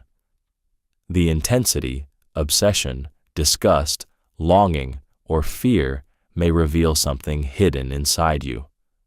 Once the projection is withdrawn, the outer person becomes more human, and the inner material returns to its rightful owner. What makes this process haunting is that it removes the comfort of simple blame. It forces a person to ask, why did this affect me so deeply? What part of me did I place onto them? What truth did I avoid by making them the entire story? Withdrawal of projection reminds us that self-knowledge often begins where judgment breaks. The face we kept accusing, worshiping, or fearing may have been carrying a piece of our own psyche, waiting for us to finally take it back. Compensation. Compensation is one of Carl Jung's most revealing and unsettling concepts because it describes the way the unconscious balances what the conscious mind refuses to see. The psyche does not like one-sidedness. When a person becomes too identified with one attitude, one image, one belief, or one way of living, the unconscious begins producing the opposite material to restore balance. This becomes creepy because compensation often appears in forms a person does not expect. Someone who sees themselves as calm may have dreams filled with violence, storms, or wild animals. A person who acts strong may secretly feel fragile, needy, or exhausted. Someone who lives only for logic may begin having strange emotional reactions that make no sense to them. The unconscious is not trying to embarrass the person. It is trying to show what has been left out. Jung believed dreams often compensate the conscious attitude. If the ego becomes too proud, the dream may humiliate it. If the ego becomes too hopeless, the dream may show a hidden possibility. If the person ignores desire, anger, grief, or creativity, those forces may return through symbols, moods, fantasies, or repeated mistakes. What makes compensation haunting is that it suggests your unconscious may understand your imbalance before you do. The life you think is stable may be secretly tilted. The identity you think is complete may be missing half its truth. Compensation reminds us that whatever is denied does not vanish. It waits below awareness, gathering symbolic force until the psyche creates pressure in the opposite direction and forces the person to face the hidden side of themselves. Overcompensation. Overcompensation is one of Carl Jung's most revealing and unsettling concepts because it describes what happens when a person tries too hard to cover a hidden weakness, wound, fear, or insecurity. Instead of facing the painful feeling directly, the psyche builds an exaggerated opposite. The person does not simply want to feel strong. They must appear untouchable. They do not simply want respect. They must dominate. They do not simply want to be loved. They must become impossible to reject. This becomes creepy because overcompensation can fool everyone, including the person doing it. Someone who feels deeply inferior may perform extreme confidence. Someone terrified of being powerless may become controlling. Someone ashamed of needing affection may act cold and independent. Someone who feels ordinary may chase status, beauty, attention, or achievement with a hunger that never feels satisfied. Jung understood that the psyche often reacts against what it cannot accept. The hidden wound becomes the secret engine behind the public personality. A person may build an entire identity around proving the opposite of what they secretly fear is true. But the stronger the performance becomes, the more fragile the inner self may actually be. What makes overcompensation haunting is that it can turn pain into personality. The mask becomes louder than the wound. The person may look powerful from the outside, while inside they are still running from the original shame. Overcompensation reminds us that exaggeration often points to something buried. The person who must always appear fearless may be haunted by fear. The one who must always win may feel worthless without victory. Sometimes the loudest part of a person is protecting the most wounded part they cannot bear to reveal. Psychological types. Psychological types is one of Carl Jung's most influential and unsettling concepts because it suggests that people do not simply experience reality as it is, they experience reality through the structure of their own psyche. The way a person thinks, feels, notices, judges, reacts, and chooses is shaped by deep psychological patterns that can make one person's truth feel completely different from another person's truth. This becomes creepy because it means two people can live through the same moment and come away with entirely different realities. One person notices facts, another notices emotions. One trusts logic, another trusts instinct. One moves toward the outer world, another retreats inward. Each person may believe they are seeing clearly when they are actually seeing through the lens of their type. Jung believed these types were not simple labels. They were patterns of psychic energy. Some people are naturally introverted, drawing energy inward toward reflection, imagination, and private meaning. Others are extroverted, moving energy outward toward people, action, and visible experience. He also described functions like thinking, feeling, sensation, and intuition, each shaping how a person understands life. What makes psychological types haunting is that a person's strongest way of seeing can also become their prison.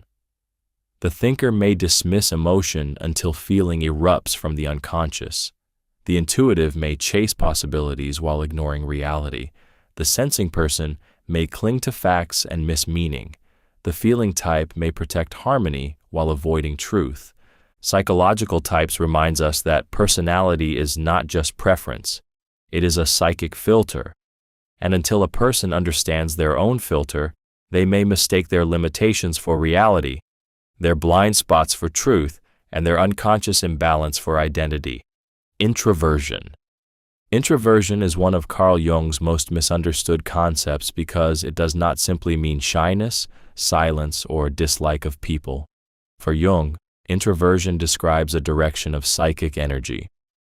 The introverted person turns energy inward, toward reflection, imagination, private meaning, inner images, personal thoughts, and the hidden movements of the psyche. Their deepest life often happens beneath the surface, where others cannot easily see it. This becomes creepy because the introverted world can become more powerful than the outer world.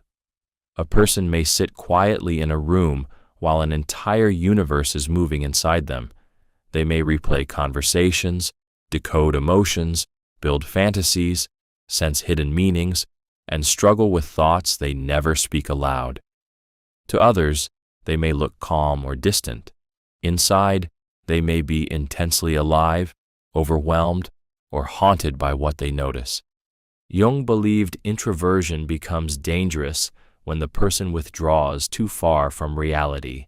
The inner world can become a refuge, but also a prison. A person may begin trusting their private interpretations more than actual experience. They may avoid confrontation, delay action, or become trapped in thoughts that grow heavier because they are never tested outside. What makes introversion haunting is that it can hide deep intensity behind a quiet face. The introvert may not reveal their fears, desires, judgments, or dreams, but those hidden things still shape them. Silence does not always mean peace. Distance does not always mean emptiness. Introversion reminds us that some people are not absent from life. They are turned inward, listening to a world others cannot hear, where the unconscious speaks softly, privately, and sometimes louder than reality itself. Thinking function. The thinking function is one of Carl Jung's most revealing concepts because it describes the part of the psyche that tries to understand life through logic, structure, reason, categories, and clear judgment. It asks, what is true? What makes sense? What is the principle behind this? For Jung, thinking is not the same as intelligence.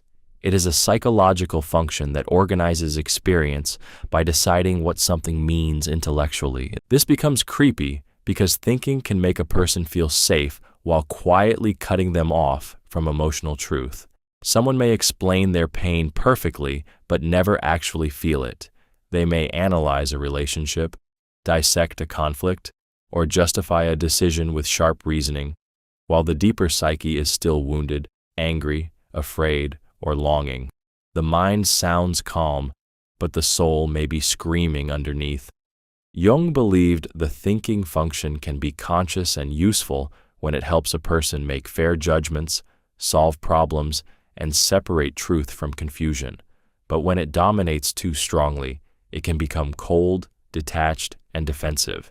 The person may trust logic so much that they dismiss feeling as weakness, intuition as nonsense, and emotional needs as inconvenience. What makes the thinking function haunting is that it can turn understanding into avoidance. A person may believe they are being rational when they are actually hiding from vulnerability. They may use explanations to stay above pain instead of entering it. The thinking function reminds us that clarity is powerful, but it is not wholeness. Sometimes the person who can explain everything is still avoiding the one truth that cannot be solved by thought alone, what they truly feel when the mind finally goes quiet. Extroversion. Extroversion is one of Carl Jung's most misunderstood concepts because it does not simply mean being loud, social, friendly, or confident. For Jung, extroversion describes the outward movement of psychic energy. The extroverted person is naturally pulled toward the external world, people, events, action, conversation, opportunity, recognition, movement, and visible experience. Their energy wakes up when life is happening around them. This becomes creepy because the outer world can begin to control the inner world without the person realizing it.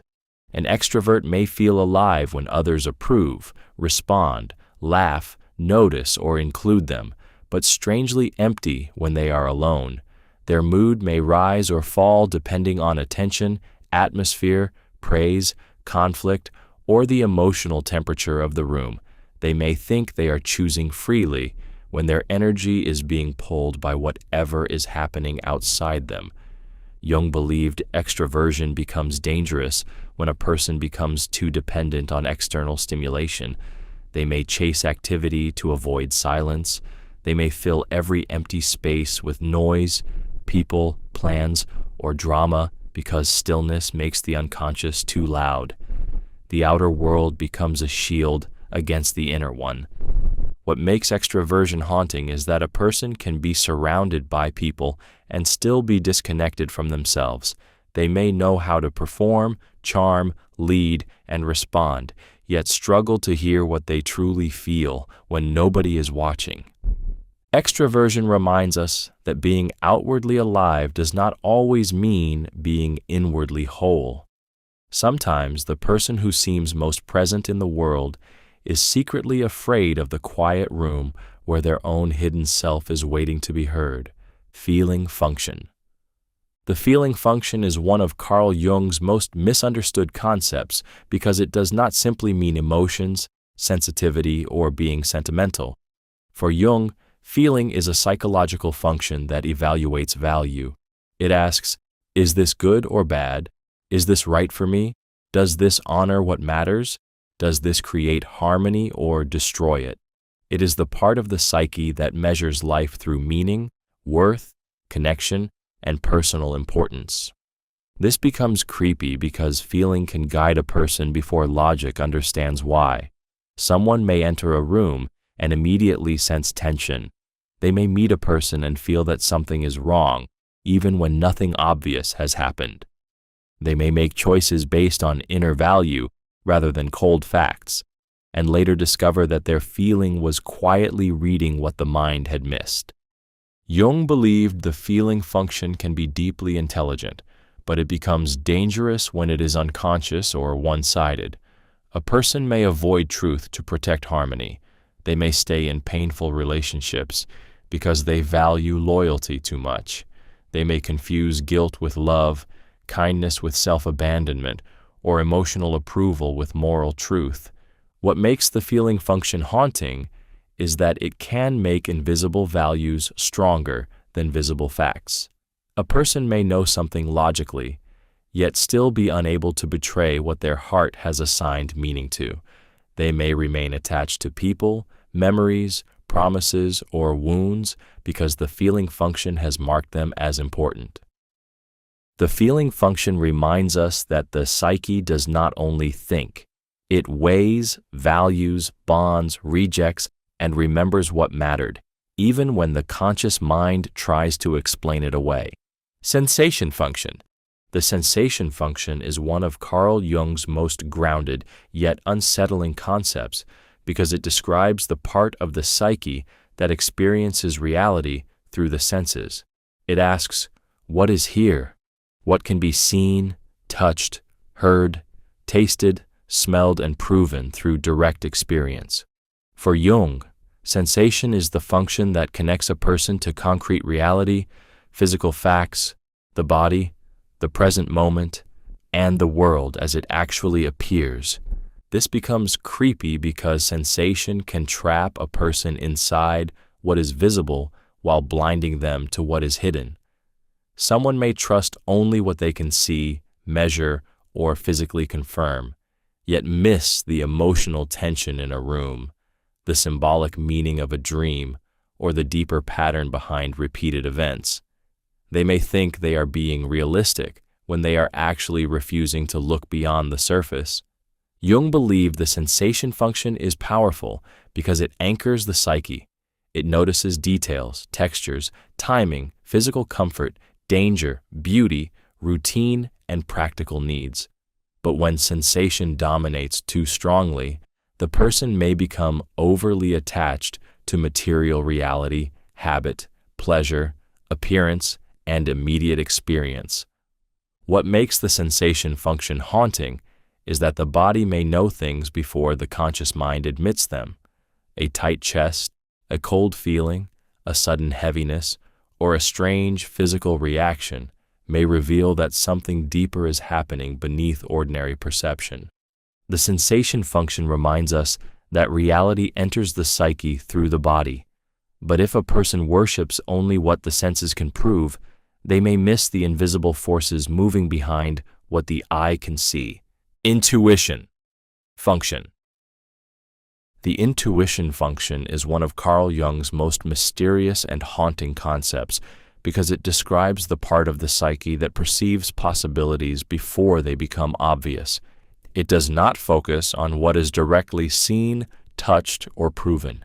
It reaches toward what could be, what is emerging, what is hidden beneath the surface, and what pattern may be forming before the conscious mind can explain it. This becomes creepy because intuition can make a person sense something without knowing how they know. They may feel that a relationship is about to change, that a situation is unsafe, that an opportunity is important, or that a person is hiding something, even when the facts are not yet clear. To others, it may sound irrational, but inside, the intuitive person feels a strange pull, as if the unconscious has already connected pieces the conscious mind has not arranged. Jung believed intuition is not guessing, It is a way of perceiving through the unconscious. It reads symbols, patterns, atmospheres, possibilities, and future directions. But when intuition becomes too dominant, it can also become dangerous. A person may chase signs, meanings, fantasies, and future possibilities while ignoring reality, responsibility, and what is directly in front of them. What makes the intuition function haunting is that it lives close to the unknown. It can feel like guidance, but it can also become illusion. It may reveal hidden truth, or it may seduce the person into believing every feeling is destiny. The intuition function reminds us that the psyche does not only see what exists, it also senses what is approaching, waiting, forming, and calling from the dark edge of possibility. Dominant function. The dominant function is one of Carl Jung's most important and quietly dangerous concepts because it describes the strongest psychological function in a person's conscious life. It is the main way the psyche prefers to understand, judge, and move through reality. For one person, it may be thinking; for another, feeling; for another, sensation or intuition. It becomes the trusted tool the ego uses again and again until it feels like the person's natural identity. This becomes creepy because the dominant function can become so powerful that a person mistakes it for the whole truth. The thinker may believe logic is the only reliable guide. The feeling type may believe value and harmony matter more than facts. The sensation type may trust only what is visible and practical. The intuitive type may chase patterns and possibilities while ignoring what is directly in front of them. Jung believed the dominant function gives strength, focus, talent, and direction. It helps a person develop confidence in one way of engaging with life, but it also creates imbalance when the person becomes too one-sided. Whatever dominates consciousness often pushes its opposite into the unconscious, where it becomes weaker, stranger, and more difficult to control. What makes the dominant function haunting is that a person's greatest strength can also become their blindness. The very ability that makes them effective may keep them from seeing what their soul is neglecting. The dominant function reminds us that personality is not neutral. It has a favorite doorway into reality. And when a person only trusts that doorway, they may spend their whole life calling it truth, never realizing it is only the brightest room in a much larger house. Auxiliary function. The auxiliary function is one of Carl Jung's most important but less obvious concepts because it describes the supporting function that helps the dominant function stay balanced. If the dominant function is the main doorway through which a person understands reality, the auxiliary function is the second doorway, the quiet helper that gives the psyche more flexibility, depth, and control. It does not usually lead the personality, but it prevents the person from becoming too narrow, extreme, or trapped in one way of seeing life. This becomes creepy because without a healthy auxiliary function, a person can become possessed by their strongest side. The thinker may become cold and detached. The feeling type may become swallowed by emotional values. The intuitive may drift too far into possibility. The sensation type may become stuck in the visible and practical. The auxiliary function steps in like a stabilizing force, helping the person relate to life in a more complete way. Jung believed the auxiliary function supports consciousness without competing with the dominant function. It helps a person adapt, communicate, decide, and grow. For example, intuition may support thinking by showing possibilities behind logic. Feeling may support sensation by adding human value to practical facts. Sensation may support intuition by grounding visions in reality. What makes the auxiliary function haunting is that many people ignore the very part of themselves that could save them from imbalance. They keep overusing their strongest gift until it becomes a prison. The auxiliary function reminds us that the psyche does not become whole through one's strength alone. It needs a second voice, a hidden support, a quiet inner companion that keeps the dominant self from turning power into blindness. Inferior function. The inferior function is one of Carl Jung's most unsettling concepts because it describes the weakest and least developed function in a person's conscious personality. It is the part of the psyche the ego does not trust, does not understand, and often tries to avoid. If the dominant function is the bright room where a person feels capable, the inferior function is the dark basement where awkwardness, shame, fear, and hidden potential wait. This becomes creepy because the inferior function does not stay silent just because it is ignored. It often appears suddenly, clumsily, and with emotional force. A highly logical person may be overwhelmed by messy feelings. A feeling-centered person may become trapped in harsh, rigid thoughts. An intuitive person may neglect the body until reality hits hard. A sensation-focused person may be disturbed by strange symbols, dreams, and future possibilities. Jung believed the inferior function is weak because it remains close to the unconscious. It carries childish reactions, insecurities, and embarrassing mistakes, but it also carries a doorway to growth. The part of yourself you handle worst may be the very part that leads you toward wholeness. What makes the inferior function haunting is that it often breaks through when the ego is tired, stressed, humiliated, or emotionally cornered. The person suddenly behaves in ways that shock even themselves. They may say, "That was not like me," but Jung would suggest it was part of them, just undeveloped and hidden. The inferior function reminds us that our weakest side is not meaningless. It is the rejected doorway of the psyche where the most awkward part of us may secretly hold the next stage of transformation. Opposing functions. Opposing functions are one of Carl Jung's most unsettling ideas because they reveal that the psyche is built on inner tension. Jung believed the main psychological functions do not simply sit peacefully beside each other. They exist in pairs of opposites, thinking against feeling, sensation against intuition. Each one sees life differently, values different information, and pulls the person toward a different way of understanding reality. This becomes creepy because the function you trust most may be quietly suppressing its opposite. A person who relies heavily on thinking may dismiss feeling as irrational, only to be haunted later by emotional outbursts, guilt, or strange attachments. A person who trusts feeling may avoid cold logic, only to become trapped in confusion when values alone cannot solve the problem.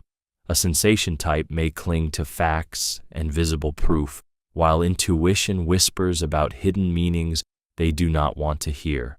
An intuitive person may chase possibilities while the neglected body and reality begin to demand attention. Jung believed psychological growth requires a person to face these opposites instead of letting one side dominate. The goal is not to destroy one function and glorify the other. The goal is to recognize that each function carries a truth the other cannot fully see. What makes opposing functions haunting is that the rejected side often returns through the unconscious. It may appear in dreams, mistakes, projections, moods, or reactions that feel foreign to the ego. Opposing functions remind us that the mind is not a single voice. It is a divided inner system where the strongest part of you may be arguing with the weakest part, and both may be fighting for the right to shape your life. Attitude type. Attitude type is one of Carl Jung's most important and quietly unsettling concepts because it describes the basic direction of a person's psychic energy. Jung believed people are not only different because of what they think or feel, but because of where their inner energy naturally moves. Some people turn outward toward people, events, activity, and the visible world. Others turn inward toward reflection, imagination, private meaning, and the hidden world of the psyche. This becomes creepy because attitude type can shape a person's entire reality without them noticing. The extrovert may feel most alive when the outer world responds, when people notice them, when things are moving, changing, and happening. The introvert may feel most real in silence, thought, memory, fantasy, and inner experience. Each may believe their way is natural, while the other feels strange, distant, or even threatening. Jung believed these attitudes influence how a person loves, works, argues, creates, avoids pain, and searches for meaning. An extrovert may run from inner emptiness by chasing stimulation. An introvert may run from outer pressure by disappearing into the mind. Neither attitude is wrong, but either can become dangerous when it becomes too one-sided. What makes attitude type haunting is that it reveals how people can misunderstand each other at the deepest level. One person reaches outward to feel connected, while another retreats inward to feel safe. Both may be trying to survive, yet each may wound the other without realizing it. Attitude type reminds us that personality begins with direction. Before a person even explains themselves, their psychic energy may already be moving toward the world or away from it, shaping what they notice, fear, desire, and become. Function type.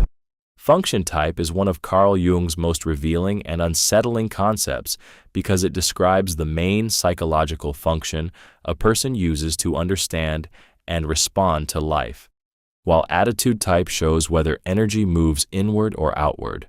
Function type shows how the person actually processes reality. Jung believed people mainly rely on thinking, feeling, sensation, or intuition, and this dominant way of perceiving or judging becomes a major part of their personality. This becomes creepy because function type can make a person believe they are seeing life clearly, when they may only be seeing it through one narrow psychic lens. The thinking type may reduce everything to logic and principles. The feeling type may judge life through value, harmony, and emotional meaning. The sensation type may trust facts, details, and direct experience. The intuitive type may look past the obvious and chase hidden patterns, future possibilities, and symbolic meaning. Jung believed no function type is superior. Each one reveals something important, but each one also hides something. The same function that gives a person strength can also create their blind spot. A thinker may miss emotional truth. A feeling type may avoid harsh facts. A sensation type may ignore deeper meaning. An intuitive type may overlook practical reality. What makes function type haunting is that people often defend their strongest function as if it is truth itself. They may not realize they are arguing from personality, not reality. Function type reminds us that the psyche does not experience the world in a neutral way. It filters, selects, judges, and interprets. And until a person understands their own function type, they may keep mistaking their favorite way of seeing for the whole world. Type differentiation.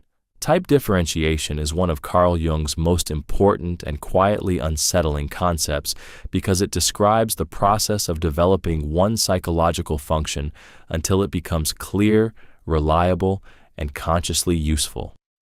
A person is not born with every part of the psyche equally mature. One function usually becomes stronger first. It may be thinking, feeling, sensation, or intuition, and over time, the person begins to depend on it as their main way of understanding life. This becomes creepy because what becomes differentiated also becomes dominant. The person may grow skilled in one direction while the rest of the psyche remains undeveloped, hidden, or awkward. A thinking type may become sharp, logical, and controlled, but emotionally clumsy. A feeling type may understand values and relationships deeply, but struggle with cold analysis. A sensation type may handle practical reality well, but miss symbolic meaning. An intuitive type may see possibilities everywhere, but neglect facts, details, and the present moment. Jung believed differentiation is necessary for growth because consciousness needs structure. Without a developed function, a person can feel scattered, confused, and easily overwhelmed. But differentiation becomes dangerous when the person confuses one developed strength with the whole self. The more polished one function becomes, the more inferior the opposite function may feel. What makes type differentiation haunting is that personal growth can create imbalance. At the same time, it creates strength. The thing that makes a person capable may also make them blind. Type differentiation reminds us that becoming good at one way of living does not mean becoming whole. Sometimes the most developed part of the personality is only the bright surface, while the neglected functions wait underneath, immature, emotional, and ready to disturb the life the ego thinks it has mastered. Type inferiority. Type inferiority is one of Carl Jung's most uncomfortable concepts because it describes the weak, clumsy, and poorly developed side of a person's psychological type. Every person has a function they trust most, but Jung believed the opposite function often remains inferior. It becomes the part of the psyche that feels awkward, childish, embarrassing, unpredictable, and difficult to control. This becomes creepy because type inferiority can reveal itself at the worst moments. A thinking type may suddenly become overwhelmed by intense feelings they cannot explain. A feeling type may become trapped in harsh, rigid, black and white thoughts. A sensation type may be disturbed by strange intuitions, dreams, or hidden meanings. An intuitive type may fall apart when practical details, bodily needs, or ordinary reality demand attention. Jung believed the inferior function stays close to the unconscious. Because of this, it often carries emotional charge. It may not appear calmly or maturely. It may break through as insecurity, obsession, irritation, shame, avoidance, or sudden overreaction. The person may feel exposed because the inferior side reveals what their dominant identity cannot handle well. What makes type inferiority haunting is that it humiliates the ego. The person who feels competent in one area suddenly becomes helpless in another. Their polished personality cracks, and something raw, undeveloped, and strangely powerful comes through. Type inferiority reminds us that every strength casts a shadow. The more a person identifies with what they do well, the more frightening their neglected side may become. But hidden inside that weakness is also the next doorway to growth, because the inferior function carries the part of the self that has not yet been allowed to mature. Psychic wholeness. Psychic wholeness is one of Carl Jung's most powerful and unsettling concepts because it describes the state of becoming complete within yourself, not perfect, not pure, and not free from darkness. It means the conscious and unconscious parts of the psyche begin to relate to each other honestly. The ego, shadow, persona, anima, animus, instincts, wounds, dreams, desires, and hidden fears are no longer completely split apart. This becomes creepy because wholeness does not come from only becoming better. It comes from facing the parts of yourself you were trained to reject. A person may want peace, but wholeness may first reveal their rage. They may want confidence, but the psyche may show them their fear. They may want love, but the unconscious may expose their need for control, approval, or escape. Jung believed the goal of inner growth was not to become flawless, but to become whole. That means a person must stop pretending they are only the mask they show to others. The kind person must meet their resentment. The strong person must meet their weakness. The spiritual person must meet their pride. The innocent person must meet their shadow. What makes psychic wholeness haunting is that it asks for truth instead of comfort. It does not allow a person to remain divided simply because the division is socially acceptable. The hidden self keeps knocking through dreams, symptoms, projections, and repeated patterns until it is finally recognized. Psychic wholeness reminds us that the soul does not heal by cutting away its dark parts. It heals by bringing the rejected pieces back into consciousness until the person becomes large enough to contain everything they are. Self-realization. Self-realization is one of Carl Jung's most profound and unsettling concepts because it describes the moment a person begins to recognize the deeper truth of who they are beyond the ego, persona, fear, and social performance. It is not simply confidence or knowing what you want. It is the painful awakening to the larger self, the hidden center of the psyche that contains both the conscious identity and the unconscious life beneath it. This becomes creepy because self-realization does not always feel peaceful. Sometimes it begins with discomfort, crisis, emptiness, or the strange feeling that the life you are living no longer fits the person you are becoming. The ego may want familiar roles, approval, safety, and control, but the self begins pulling the person toward honesty, depth, and inner wholeness. Jung believed self-realization is closely connected to individuation. A person starts seeing the mask they have been wearing, the shadow they have denied, the projections they have placed on others, and the unlived parts of themselves that have been waiting in the unconscious. This can feel frightening because the truth does not only reveal beauty, it also reveals weakness, anger, longing, fear, and buried desire. What makes self-realization haunting is that once the deeper self is seen, the old life becomes harder to obey blindly. A person may no longer be able to pretend that certain relationships, habits, beliefs, or identities are still enough. Self-realization reminds us that the real self is not invented. It is uncovered.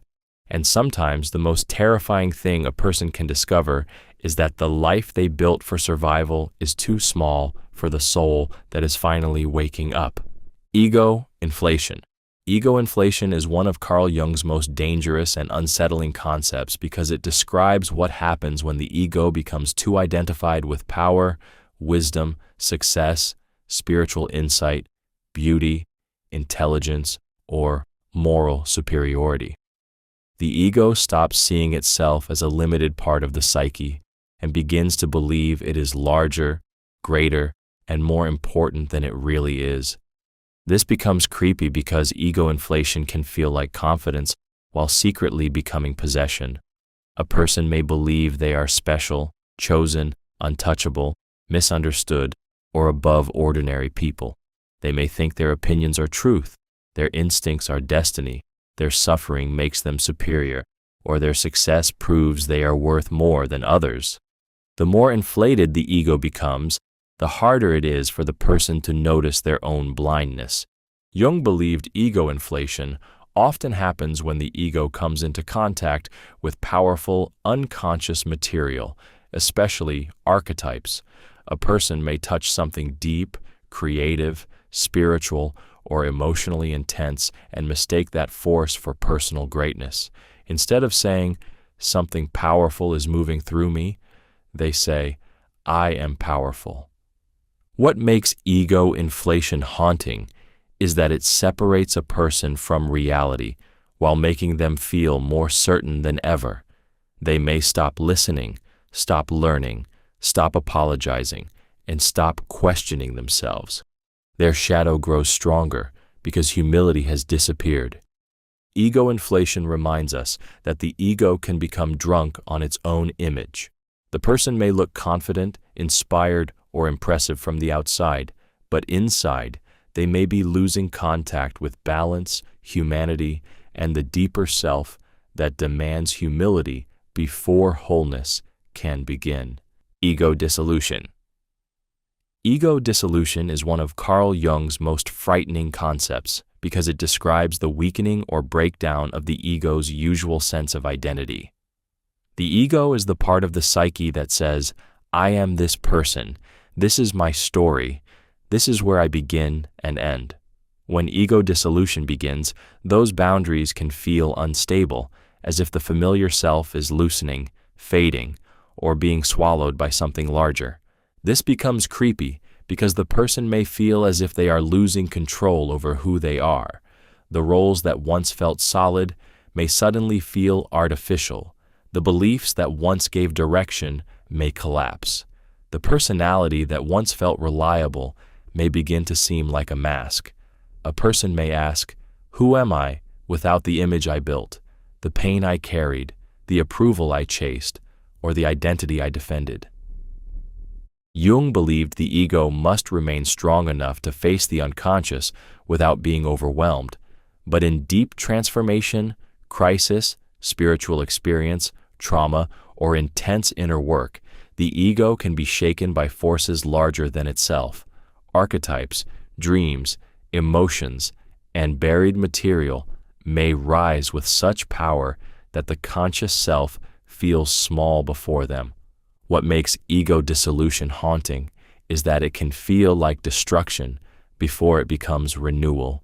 The person may think they are disappearing when the psyche may be breaking a false identity that became too small for the deeper self. Ego dissolution reminds us that the self we defend is not always the whole truth. Sometimes the ego must lose its throne before the hidden parts of the psyche can be seen, heard, and finally integrated. Symbol formation. Symbol formation is one of Carl Jung's most mysterious and unsettling concepts because it describes the way the unconscious creates images to express truths the conscious mind cannot fully understand yet. A symbol is not just a sign. A sign points to something already known, but a symbol points beyond what the ego can explain. It carries emotional force, hidden meaning, and psychic energy from deeper layers of the mind. This becomes creepy because the unconscious does not always speak directly. It may show a locked door, a dark ocean, a strange animal, a burning house, a wounded child, a circle, a snake, a stranger, or a path disappearing into the woods. The image may feel random, but it can carry a truth the person has been avoiding. The psyche forms symbols when ordinary language is not enough. Jung believed symbols appear in dreams, myths, fantasies, art, religion, and emotional imagination. They rise when the unconscious is trying to bridge a gap between what is known and what is still hidden. A person may not understand why an image disturbs them, attracts them, or keeps returning, but the repetition itself may be meaningful. What makes symbol formation haunting is that symbols can know more than the conscious mind. They can reveal conflict, desire, fear, transformation, or spiritual hunger before the person is ready to name it. The ego may dismiss the image, but the soul keeps returning to it. Symbol formation reminds us that the psyche has its own secret language. When truth is too deep, too painful, or too powerful to say plainly, it disguises itself in images and waits for the person to learn how to listen. Dream symbolism. Dream symbolism is one of Carl Jung's most haunting concepts because it suggests that dreams are not meaningless images thrown together by the sleeping brain. For Jung, dreams speak in symbols because the unconscious does not always use ordinary language.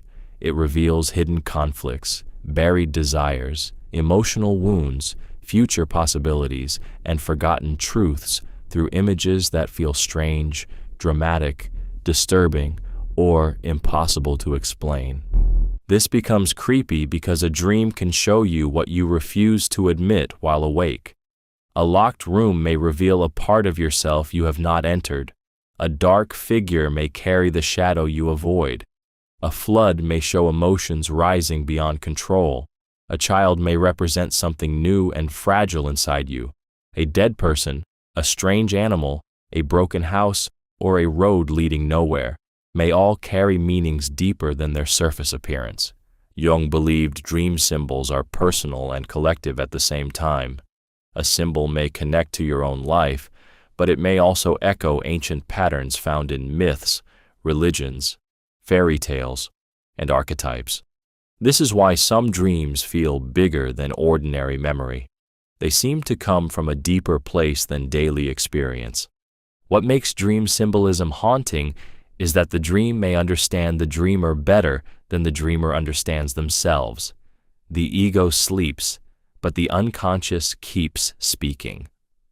Dream symbolism reminds us that the night mind is not silent. It arranges images, scenes, people, and symbols into messages that may frighten, guide, warn, or awaken the person who is finally ready to look beneath the surface. Dream compensation. Dream compensation is one of Carl Jung's most unsettling concepts because it suggests that dreams often reveal the opposite of what the conscious mind believes about itself. The ego may present one version of reality during the day, but at night, the unconscious answers back. It shows what has been ignored, denied, exaggerated, or pushed too far in one direction. This becomes creepy because a dream can correct you without asking permission. A person who sees themselves as strong may dream of being helpless. Someone who believes they are calm may dream of violence, storms, or wild animals. A person who thinks they no longer care may dream of the very person, wound, or desire they tried to bury. The dream does not flatter the ego. It exposes the imbalance. Jung believed dreams compensate the conscious attitude by bringing forward what consciousness leaves out. If someone becomes too rational, the dream may speak through emotion and symbol. If they become too hopeless, the dream may show hidden possibility. If they become too proud, the dream may humble them. If they become too passive, the dream may reveal anger, hunger, or power waiting underneath. What makes dream compensation haunting is that the unconscious may know where your life is unbalanced before you do. The dream becomes a mirror that does not care about your excuses, image, or preferred identity. Dream compensation reminds us that sleep is not always escape. Sometimes it is where the psyche restores balance, dragging rejected truths into symbolic form until the conscious mind finally understands what the deeper self has been trying to correct. Big dreams. Big dreams are one of Carl Jung's most mysterious and haunting concepts because they are not ordinary dreams about daily stress, random memories, or small personal worries. Big dreams feel larger than the dreamer. They arrive with emotional force, strange beauty, fear, awe, or a sense of sacred importance. A person wakes up feeling that something meaningful has happened, even if they cannot explain what the dream means. This becomes creepy because big dreams often feel as if they come from a deeper source than personal memory. The dream may contain gods, animals, ancient cities, storms, death, rebirth, strange guides, glowing symbols, dark waters, mountains, temples, or figures that seem older than the dreamer's own life.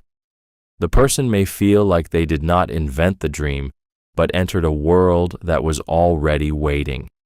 Jung believed big dreams often come from the collective unconscious. They carry archetypal images that appear across myths, religions, and human history. These dreams may arrive during major life transitions, emotional crisis, spiritual awakening, grief, or moments when the psyche is preparing for deep transformation. What makes big dreams haunting is that they can disturb a person for years. A single image may stay in the mind like a message that refuses to fade. The dream may feel like a warning, a calling, a judgment, or a doorway into something hidden. Big dreams remind us that the unconscious is not always personal.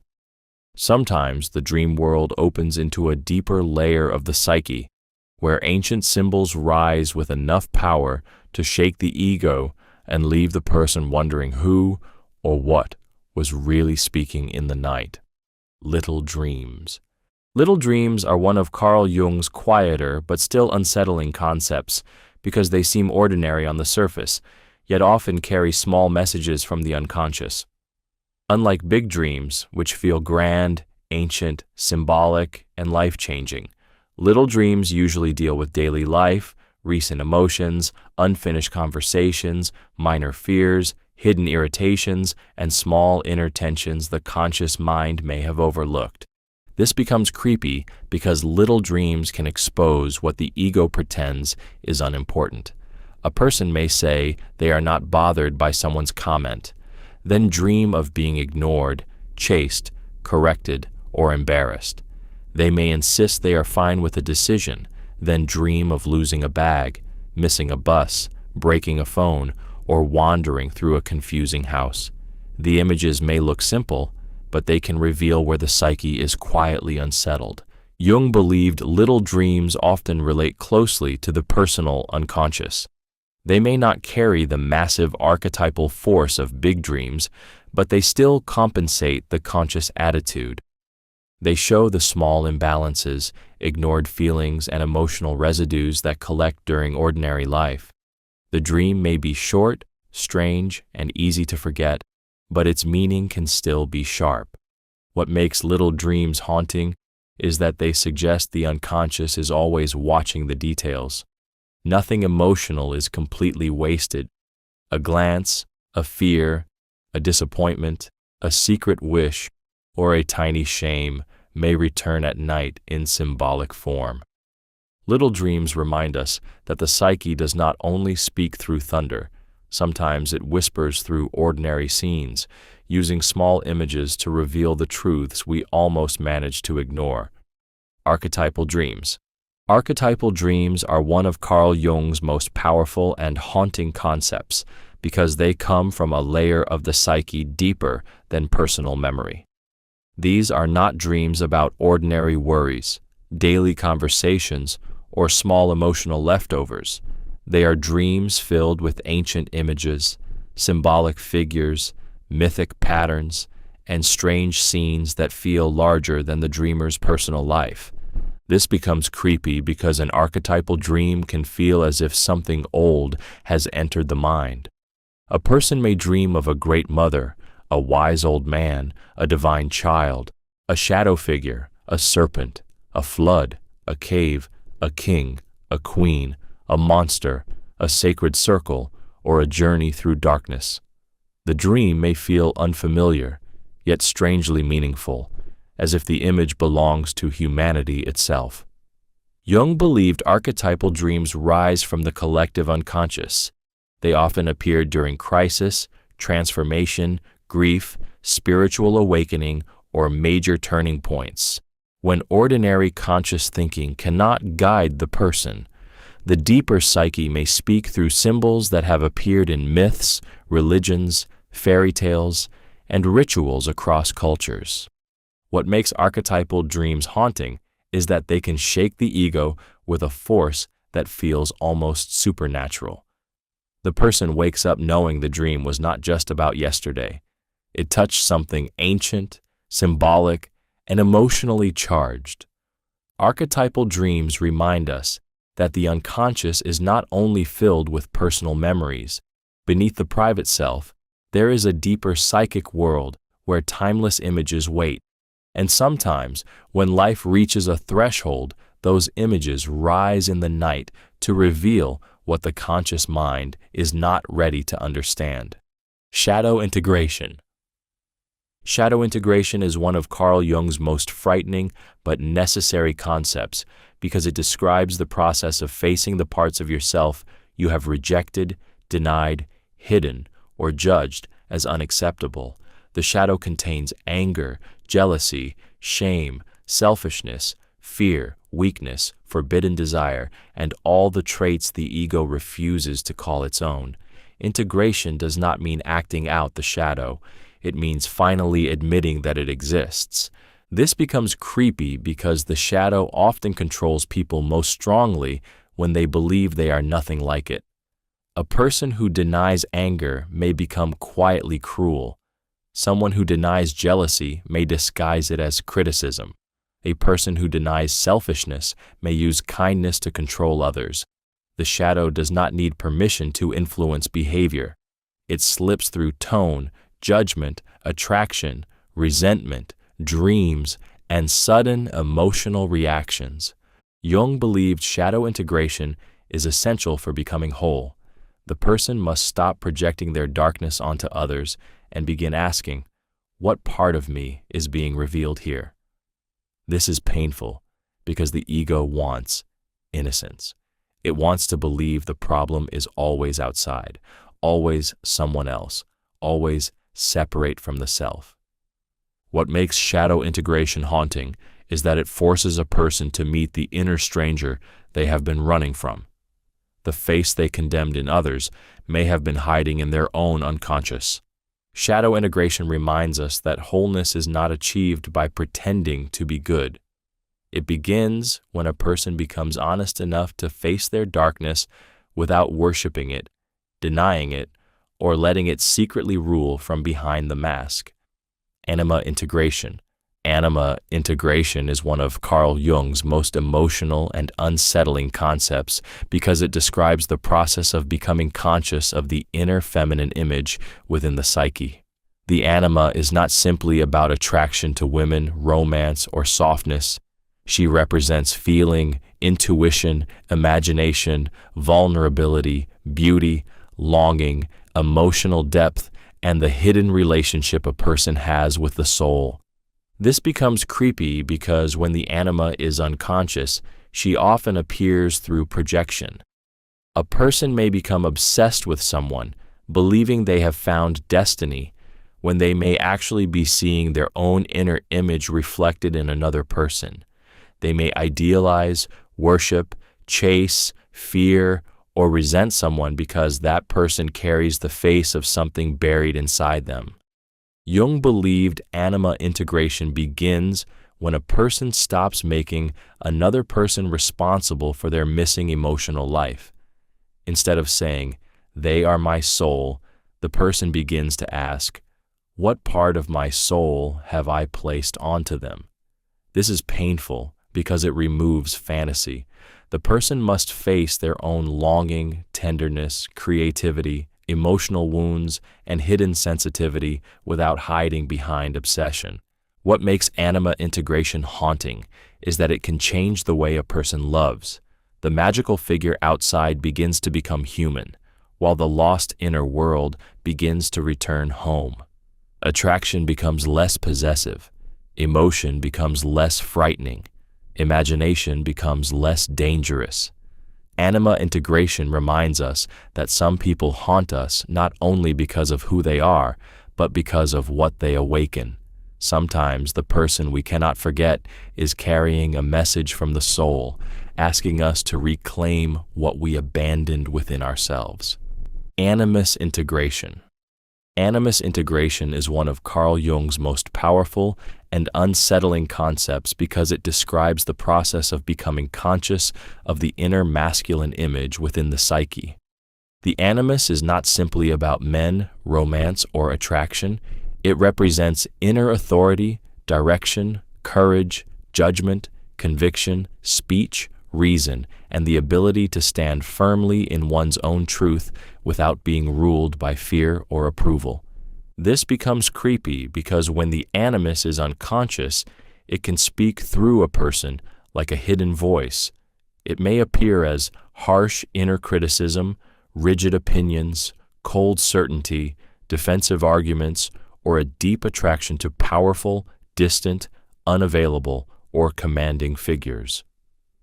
The person may believe they are thinking clearly when an unconscious masculine pattern is actually shaping their thoughts, reactions, and choices.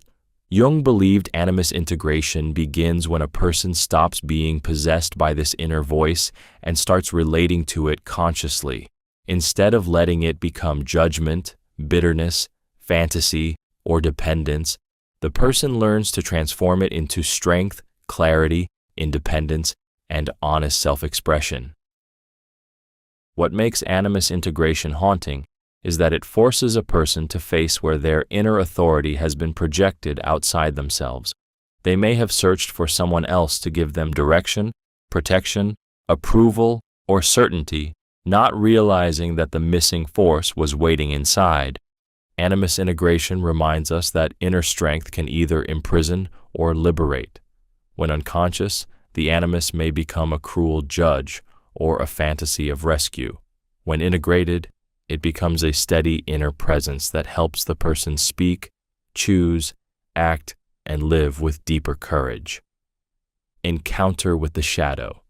Encounter with the shadow is one of Carl Jung's most frightening concepts because it describes the moment a person finally meets the hidden side of themselves they have spent years avoiding. The shadow is made of rejected anger, shame, jealousy, weakness, desire, selfishness, fear, and every trait the ego refuses to accept. To encounter it is not to think about darkness from a safe distance. It is to recognize that the darkness has been living inside you all along. This becomes creepy because the shadow often appears through people, dreams, conflicts, obsessions, and emotional reactions that feel too intense to explain. Someone irritates you beyond reason. A dream shows a dark figure following you. A sudden rage rises in a moment where you wanted to remain calm. A secret desire appears and disturbs the image you had of yourself. The ego says, "This is not me," but the psyche answers, "Look again." Jung believed the encounter with the shadow is a necessary step in individuation. A person cannot become whole while pretending to be only kind, innocent, rational, spiritual, or strong. The rejected material must be seen, named, and understood, not worshipped, not acted out, but faced honestly. What makes this encounter haunting is that it destroys the comfort of false innocence. You begin to understand that some of the qualities you judged in others may have been buried in your own unconscious. Encounter with the shadow reminds us that self-knowledge is not always beautiful.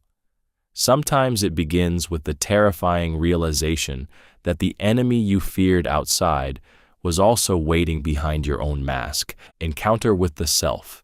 Encounter with the self is one of Carl Jung's most overwhelming and mysterious concepts because it describes the moment a person comes into contact with the deeper center of the psyche.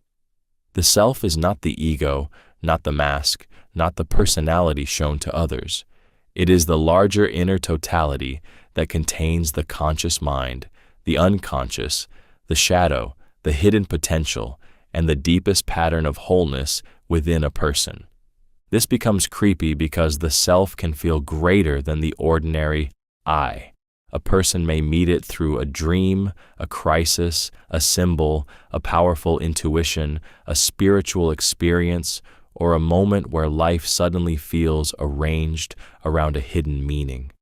The ego may feel small, exposed, or even frightened because it realizes it is not the ruler of the whole psyche. Jung believed the self often appears through symbols of unity, such as a circle, mandala, divine child, wise figure, sacred center, royal image, or mysterious light. These images do not simply comfort the person. They confront them with the possibility that their life has a deeper order than their ego understands. What makes the encounter with the self haunting is that it can disturb everything false. The persona begins to feel shallow. Old ambitions may lose their power. Relationships, habits, and identities built only for approval may start to feel empty. Encounter with the self reminds us that there is something within the psyche that knows when the ego is living too small. And when that deeper center finally appears, it does not ask for performance. It asks for truth, wholeness, and the courage to become the person the soul has been quietly shaping all along. The mandala.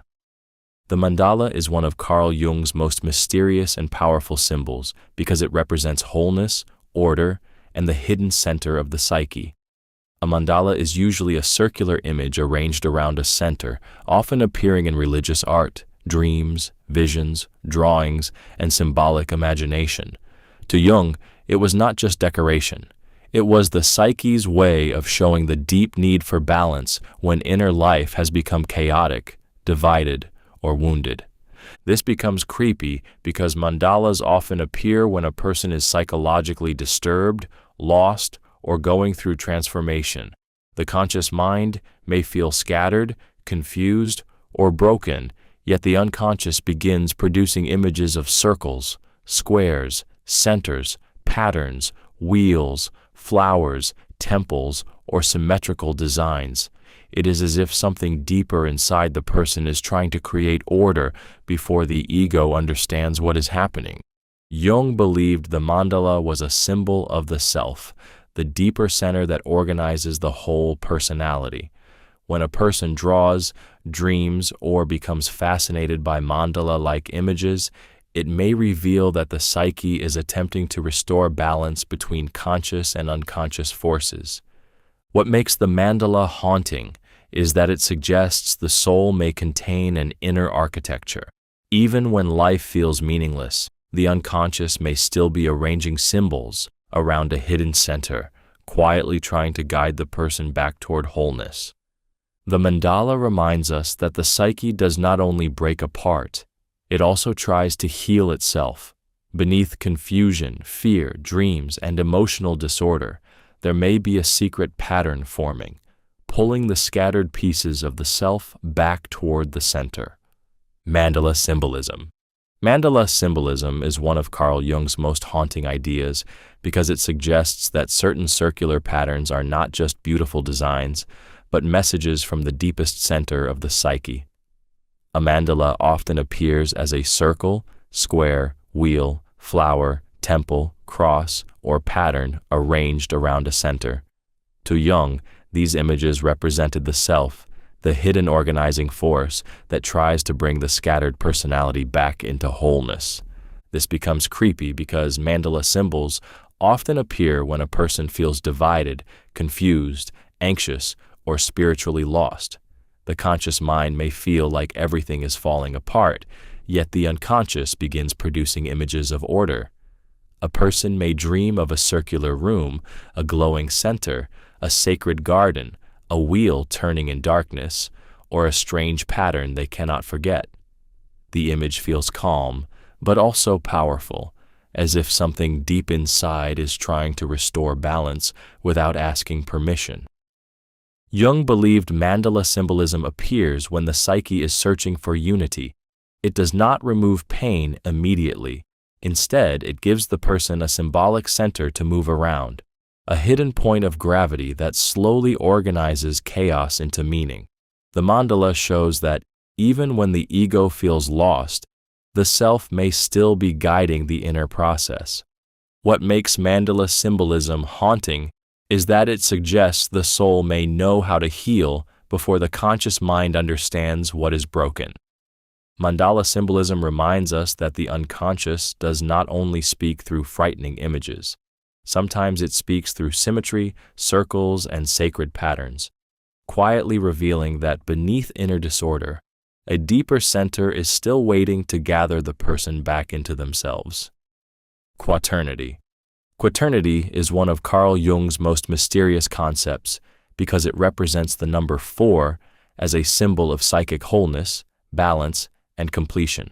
To Jung, the psyche often expresses totality through 4-fold patterns: 4 directions, 4 elements, 4 seasons, 4 functions, 4 corners, 4 figures, or a square inside a circle. These images are not random. They suggest that the unconscious is trying to arrange life around a deeper order. This becomes creepy because quaternity often appears when the psyche is searching for completeness. A person may dream of 4 rooms, 4 doors, 4 animals, 4 strangers, or a square building with something hidden in the center. The dream may feel strange, but the structure itself may be meaningful. It can suggest that the unconscious is trying to bring scattered parts of the personality into balance. Jung believed quaternity was closely connected to the self because wholeness is rarely one-sided. The psyche needs more than light, more than reason, more than emotion, more than instinct. It needs the full arrangement of opposites held together. 4 becomes the symbol of a complete inner world, where different forces are no longer floating in chaos, but beginning to form a pattern. What makes quaternity haunting is that it suggests The soul may have its own hidden geometry. Even when a person feels confused, divided, or lost, the unconscious may still be building symbols of order beneath awareness. Quaternity reminds us that wholeness is not accidental. The psyche may be quietly arranging its broken pieces into a fourfold pattern, trying to reveal that beneath disorder, there is a deeper structure waiting to be recognized. Wholeness. Wholeness is one of Carl Jung's most powerful and unsettling concepts because it does not mean being perfect, pure, happy, or free from darkness. It means becoming complete enough to contain the full truth of yourself, the light and the shadow, the mask and the hidden face, the strength and the weakness, the conscious identity and the unconscious material that has been buried, denied, or feared.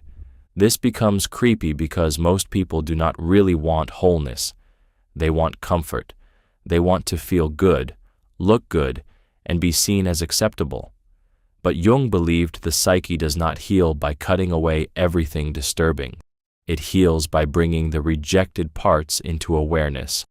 The anger you hide, the jealousy you condemn, the fear you cover, the longing you shame, and the wounds you pretend are gone, may all belong to the unfinished truth of who you are. Jung saw wholeness as the deeper goal of individuation. A person must stop living only through the persona and begin facing the shadow, dreams, projections, instincts, and symbols that rise from the unconscious. This does not mean obeying every impulse. It means understanding what those impulses reveal. What makes wholeness haunting is that it asks you to become large enough to hold contradictions. You may be kind and still carry resentment, strong and still afraid, loving and still wounded, wise and still unfinished. Wholeness reminds us that the soul does not become real by pretending to be clean. It becomes real when every hidden piece is finally seen, named, and brought back into the living center of the self. Inner opposites. Inner opposites are one of Carl Jung's most unsettling concepts because they reveal that the psyche is not a single, simple voice. Inside every person, opposing forces live side by side. Love and hate, courage and fear, desire and restraint, innocence and shadow, control and surrender. The person may want peace, but another part wants revenge. They may want closeness, but another part fears being trapped. This becomes creepy because people often believe contradiction means something is wrong with them. They think they must choose one side and destroy the other. But Jung believed the psyche naturally contains opposites, and the more one side is denied, the more powerful the rejected side becomes in the unconscious. A person who performs kindness may secretly carry resentment. A person who worships freedom may secretly crave safety. A person who acts fearless may be ruled by hidden fear. Jung believed real growth begins when these opposites are not forced into silence, but brought into conscious relationship. The goal is not to become one-sided. The goal is to hold tension long enough for a deeper truth to appear. This is where transformation begins, because the soul becomes larger when it stops pretending to be simple. What makes inner opposites haunting is that the enemy inside is often not an enemy at all. It may be a rejected truth asking for recognition. The weakness may carry wisdom. The anger may reveal a boundary. The fear may protect a wound. Inner opposites remind us that wholeness is not the absence of conflict. It is the courage to face the divided self without lying, running, or letting one hidden side control the whole life from the dark. Psychological rebirth. Psychological rebirth is one of Carl Jung's most powerful and haunting concepts because it describes the inner death and renewal that happens when the old personality can no longer carry the life of the soul. It is not simply changing habits, becoming positive, or starting over on the surface. It is the deep transformation that occurs when a person's former identity breaks down and something more honest begins to emerge from underneath. This becomes creepy because rebirth first feels like loss. A person may lose interest in the things that once defined them. Old relationships may feel strange. Old ambitions may feel hollow. Old beliefs may no longer comfort them. The version of themselves that knew how to survive begins to fade, but the new version has not fully formed yet. They feel caught between who they were and who they are becoming. Jung believed psychological rebirth appears in myths, dreams, religion, and alchemy because the psyche often transforms through symbolic death. A person may dream of burial, fire, water, darkness, caves, wounds, children, sunrise, or returning from the underworld. These images can signal that the unconscious is trying to renew the personality from a deeper level. What makes psychological rebirth haunting is that the person cannot always choose what must die.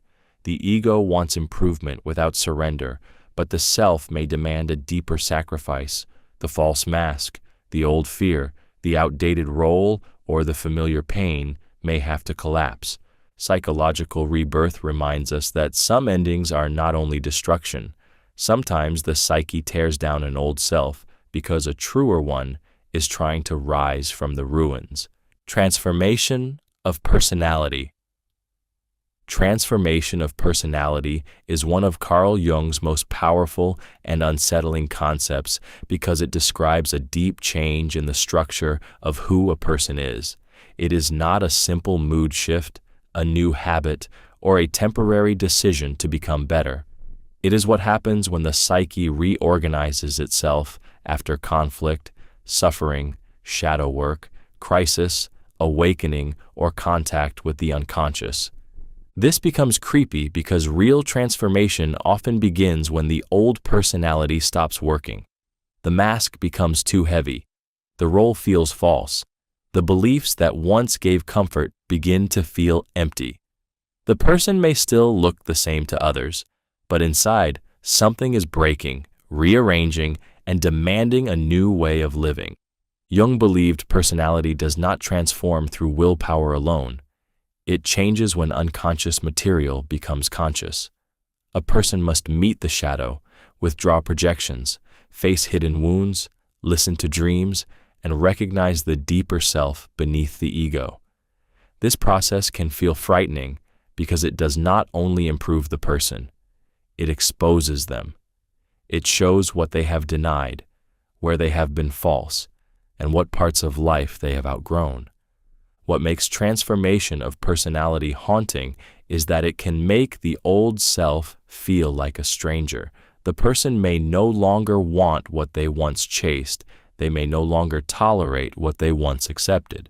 Transformation of personality reminds us that becoming new is not always beautiful at first. Sometimes it feels like losing the familiar person you built for survival, while the deeper psyche quietly reshapes you into someone more honest, more whole, and impossible to return from. Individuation crisis.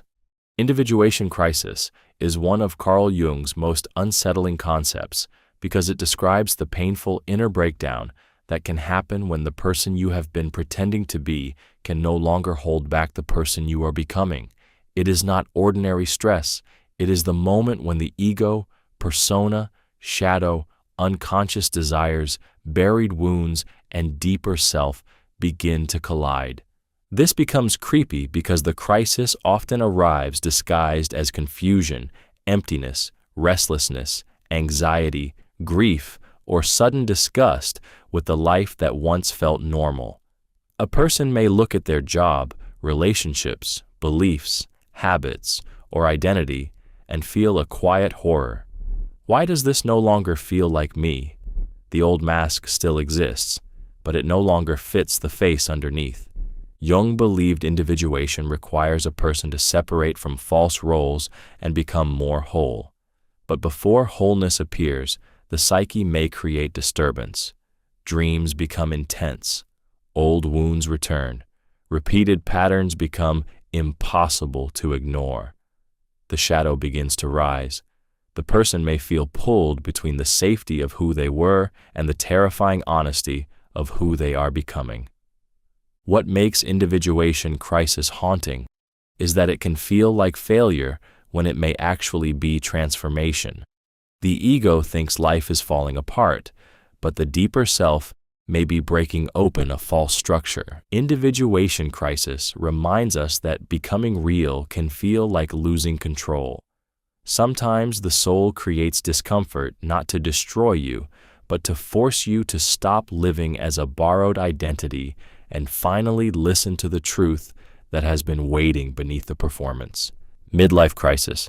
Midlife crisis is one of Carl Jung's most emotionally unsettling concepts because he saw it not as simple aging, but as a deep confrontation between the life a person has built and the life the soul still needs to live. In the first half of life, people often focus on achievement, identity, family, survival, status, love, work, and proving themselves to the world. But at midlife, the psyche may begin asking a more disturbing question. Is this all there is? This becomes creepy because the crisis can arrive when everything looks normal from the outside. A person may have success, respect, comfort, or stability, yet feel a strange emptiness rising inside. The goals that once gave them energy may feel hollow.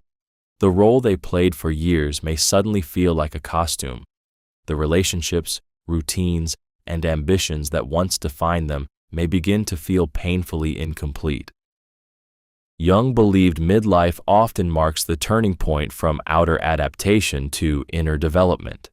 The ego has spent years building a place in the world, but now the unconscious begins demanding attention.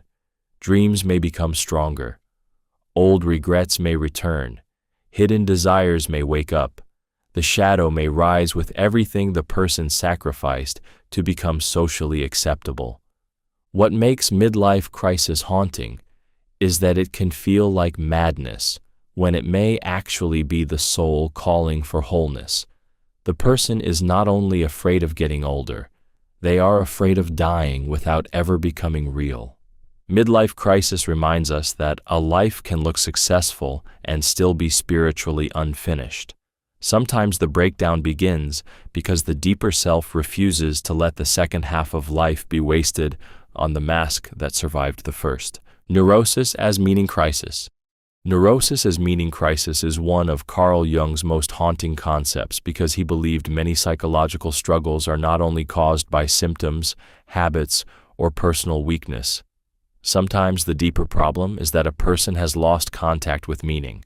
They may still function, work, smile, answer messages, and appear normal, but inside, life begins to feel empty, mechanical, and strangely unbearable. This becomes creepy because a person can look successful on the outside while their soul is quietly starving. They may have routines, relationships, money, status, or comfort, yet feel haunted by the question, what is the point of all this? The mind may call it anxiety, sadness, boredom, or restlessness. But Jung would often look deeper and ask what the psyche is trying to say through the suffering. Jung believed neurosis can appear when a person lives against their deeper nature. The ego may chase approval while the self wants truth. The persona may perform strength while the unconscious carries grief. The person may obey society, family, religion, ambition, or fear, while their inner life becomes neglected and resentful. What makes neurosis as meaning crisis haunting is that the symptom may be a message. The pain may not simply be an enemy to silence. It may be the psyche's desperate attempt to pull attention back toward the unlived life, the ignored wound, the abandoned dream, or the deeper question that has been avoided for too long. Neurosis as a meaning crisis reminds us that the soul can protest a false life. Sometimes the suffering is not proof that a person is broken, but a warning that they have been surviving without truly living. Complexes. Complexes are one of Carl Jung's most unsettling concepts because they describe emotionally charged clusters hidden inside the psyche. A complex is not just a memory, a mood, or a weakness. It is a knot of feelings, images, wounds, beliefs, and past experiences gathered around a painful theme. Once activated, it can take over a person's thoughts and reactions before the ego realizes what is happening. This becomes creepy because a complex can make a grown person react as if they are suddenly someone younger, more wounded, and less in control. A small criticism may awaken deep shame. A delayed reply may feel like abandonment. A disagreement may feel like rejection. A simple mistake may feel like proof of worthlessness. The situation in front of them may be small, but the emotional reaction comes from something much older. Jung believed complexes often form around unresolved experiences, especially those connected to family, love, fear, power, guilt, and self-worth. They live in the personal unconscious and behave almost like little personalities. When a complex is triggered, a person may say things they regret, feel emotions they cannot explain, or repeat patterns they promised themselves they would stop.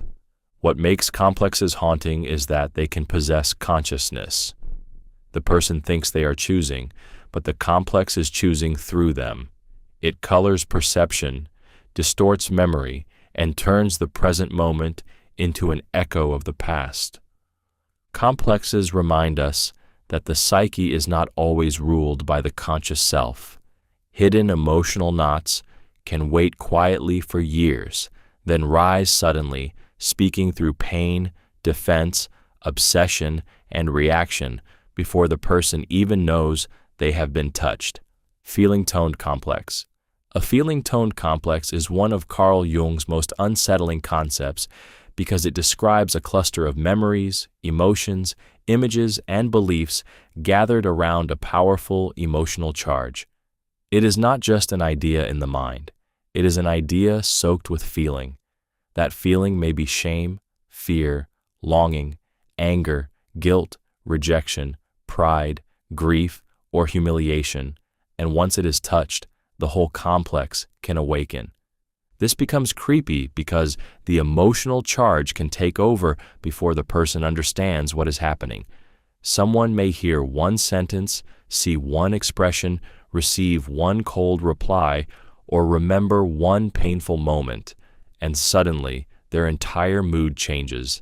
The present moment becomes flooded with old emotion.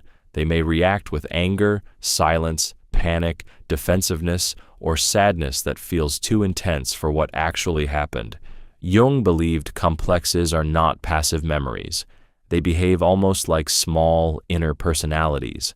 A feeling-toned complex has its own energy, its own sensitivity, and its own way of interpreting the world. When activated, it can distort perception and make a person believe the past is happening again. What makes this concept haunting is that the person may not be reacting to reality alone. They may be reacting to the emotional ghost attached to reality. A harmless word may hit an old wound. A normal delay may awaken abandonment. A minor correction may feel like humiliation. A feeling-toned complex reminds us that some reactions are not random. They are emotional alarms from hidden places in the psyche where old pain remains alive, waiting for the smallest touch to prove it was never fully healed. Mother complex. The mother complex is one of Carl Jung's most emotionally powerful and unsettling concepts because it describes the deep psychological imprint created by the mother figure or mothering experience. It is not only about the actual mother.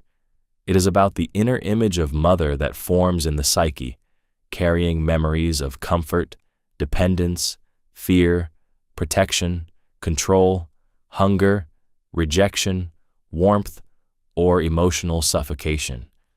This becomes creepy because the mother complex can shape a person's entire life without them realizing it. A person may keep seeking care from others because they never felt safely held. Another may fear closeness because love once felt controlling.